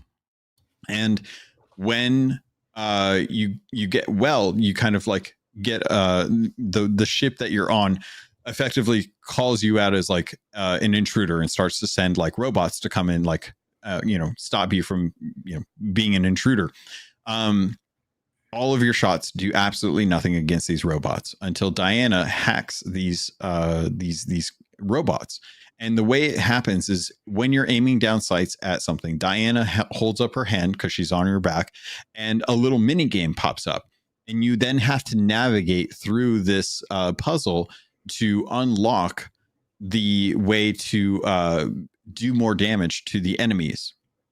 And it's like this for all the different enemies, but the mini game is quick enough that it's not intrusive, and you feel accomplishment when you actually like get to actually like hack into these creatures. So it was fast, but it was still like you had to kind of like do a little bit of a puzzle during your action game. And the better you did the puzzle, the more damage you did. Yeah, you could still do like damage. Active reload in a way, like a mechanic similar to. Yeah. The better you did, the better you were at it, the more damage you did. Yeah. The closest thing I can relate this to is when you are in Cyberpunk, and if you've ever played like a Netrunner, you have quick hacks, and the quick hacks are just kind of ways to deal damage, but there's also like kind of ways to unlock certain things. Being able to have like these little puzzles that are kind of integrated into the gameplay was really fascinating, and I was not expecting that. It's a new IP, so people are going to feel hesitant to this, but the gameplay is solid, and I had a really good time with it. We got stopped short of a boss, and after like the 30 minutes that we had been playing, I was hungry to go after that boss because I really, really wanted to see what it felt like. But that was one where I was like, dude, I would play this demo over again, because I would see like, how fast can I do the quick hack? How fast can I get through the little puzzle to unlock the damage? And the weapons felt good. I really enjoyed the guns, but the guns are very much like, once you use up the ammo in the shotgun, you have to drop it and then hope you find something down the line. Like, you can't just, rely on finding more ammo. So it felt very much like a game, like you're like, oh man, I have to try and scout around and find weapons, because if I don't, I'm not going to have anything to be able to kill these robots with. So you have to be aware of that, in very much like a kind of Resident Evil short on ammo style. So I was very impressed with that. I thought they did a really, really good job with it. It's going to have to get over that first person, or that new IP hill for a lot of people, but Capcom has done a really good job with this game so far, just based on the short amount of time I got to play with it. Let's go ahead and wrap there and hold our Resident Evil and everything else for the next episode, if that's cool. All right. I think it's about time. We're running longer than we've ever run before. Yeah. And we've got still more. Didn't even get to cover everything. Yeah, no, there's a ton. But do keep an eye on our channel, because Logan and I are both working on previews for sure. I will point people towards already Spine and Luz Lagoon previews are up. 3-4 minutes. If you guys are willing to watch them, give us the view, hit a like, share it with people you think are relevant to it. We'd love that. Logan put up an interview with Mike Chapman over on his YouTube channel, which is fantastic. And ultimately, we just want to thank everybody for helping us get to SGF. We really appreciate you guys. Thank you. Logan? Yep. Yeah, I mean, you kind of nailed it. I'm going to be doing more. I've got one. Can I say what it is? I didn't see anything in the embargo that said that I can't say what I'm playing. I don't think so, but I do have a review coming out later on this month, and actually pretty shortly here, now that I'm looking at the date. So we've got one embargo coming out for next week for a game that I'm reviewing right now, that I'm personally happy to be jumping into, just based on my fandoms. So hopefully you guys will get a chance to check that out. Outside of that, we've got the Gears beta that's going on now this weekend, that we're going to be jumping into to kind of get some impressions on there. Lots of impressions on some indie games that I played this at Playdays that I can't wait to talk about, because I think a lot of folks will be interested in seeing these kind of unique games that we don't see a whole lot of. I'm looking at the preview, the list of games that we played. Anyone previews that you're definitely going to do that you want to call out for our audience? Bounty Star, Lumines. I'm trying to think if let me actually pull up the sheet too, because I actually haven't looked in that in a hot minute. But there's Demon Slayer. I know I want to jump into. You've got the Luz Lagoon already out. I'd love to talk more about Sword of the Sea. And I think that's it. Lego Party would be good to do another one. Thickest Thieves would be a good one as well too. So yeah, I've got quite a handful of titles, most of them indies, that I think would be great for folks to check out. That I'd I love was you to just do a Pragmata one. I think that would be great. yeah, Can you just Pragmata talk would be about really good to jump into. I'll take care. Especially I'll do Resident Evil. I can do Onimusha as well if you want me to do that one. okay. Lawal asks if we saw Crimson Desert. Yeah, I played it. Really good game. I had a lot of fun with it. A lot of fun. So it really impressed me. And I am going to try to get a preview up on that one, but I will say that's a little lower on the list than some of the other stuff. I do need to share my Shuhei Yoshida story at some point, but that's another episode. Maybe we'll do a midweek or something. Okay. We'll see. Well, but I previews and the review are the priority. So Yep. yeah, just keep your eye on our channel, guys. We'd really appreciate it. So. Definitely. All right, man. Well, that's gonna do it for us. Yeah. Yeah. All right. Check out Logan's stuff. Check out our channel. Have a great rest of your week, everyone. Thank you for the support. Take care. Ah.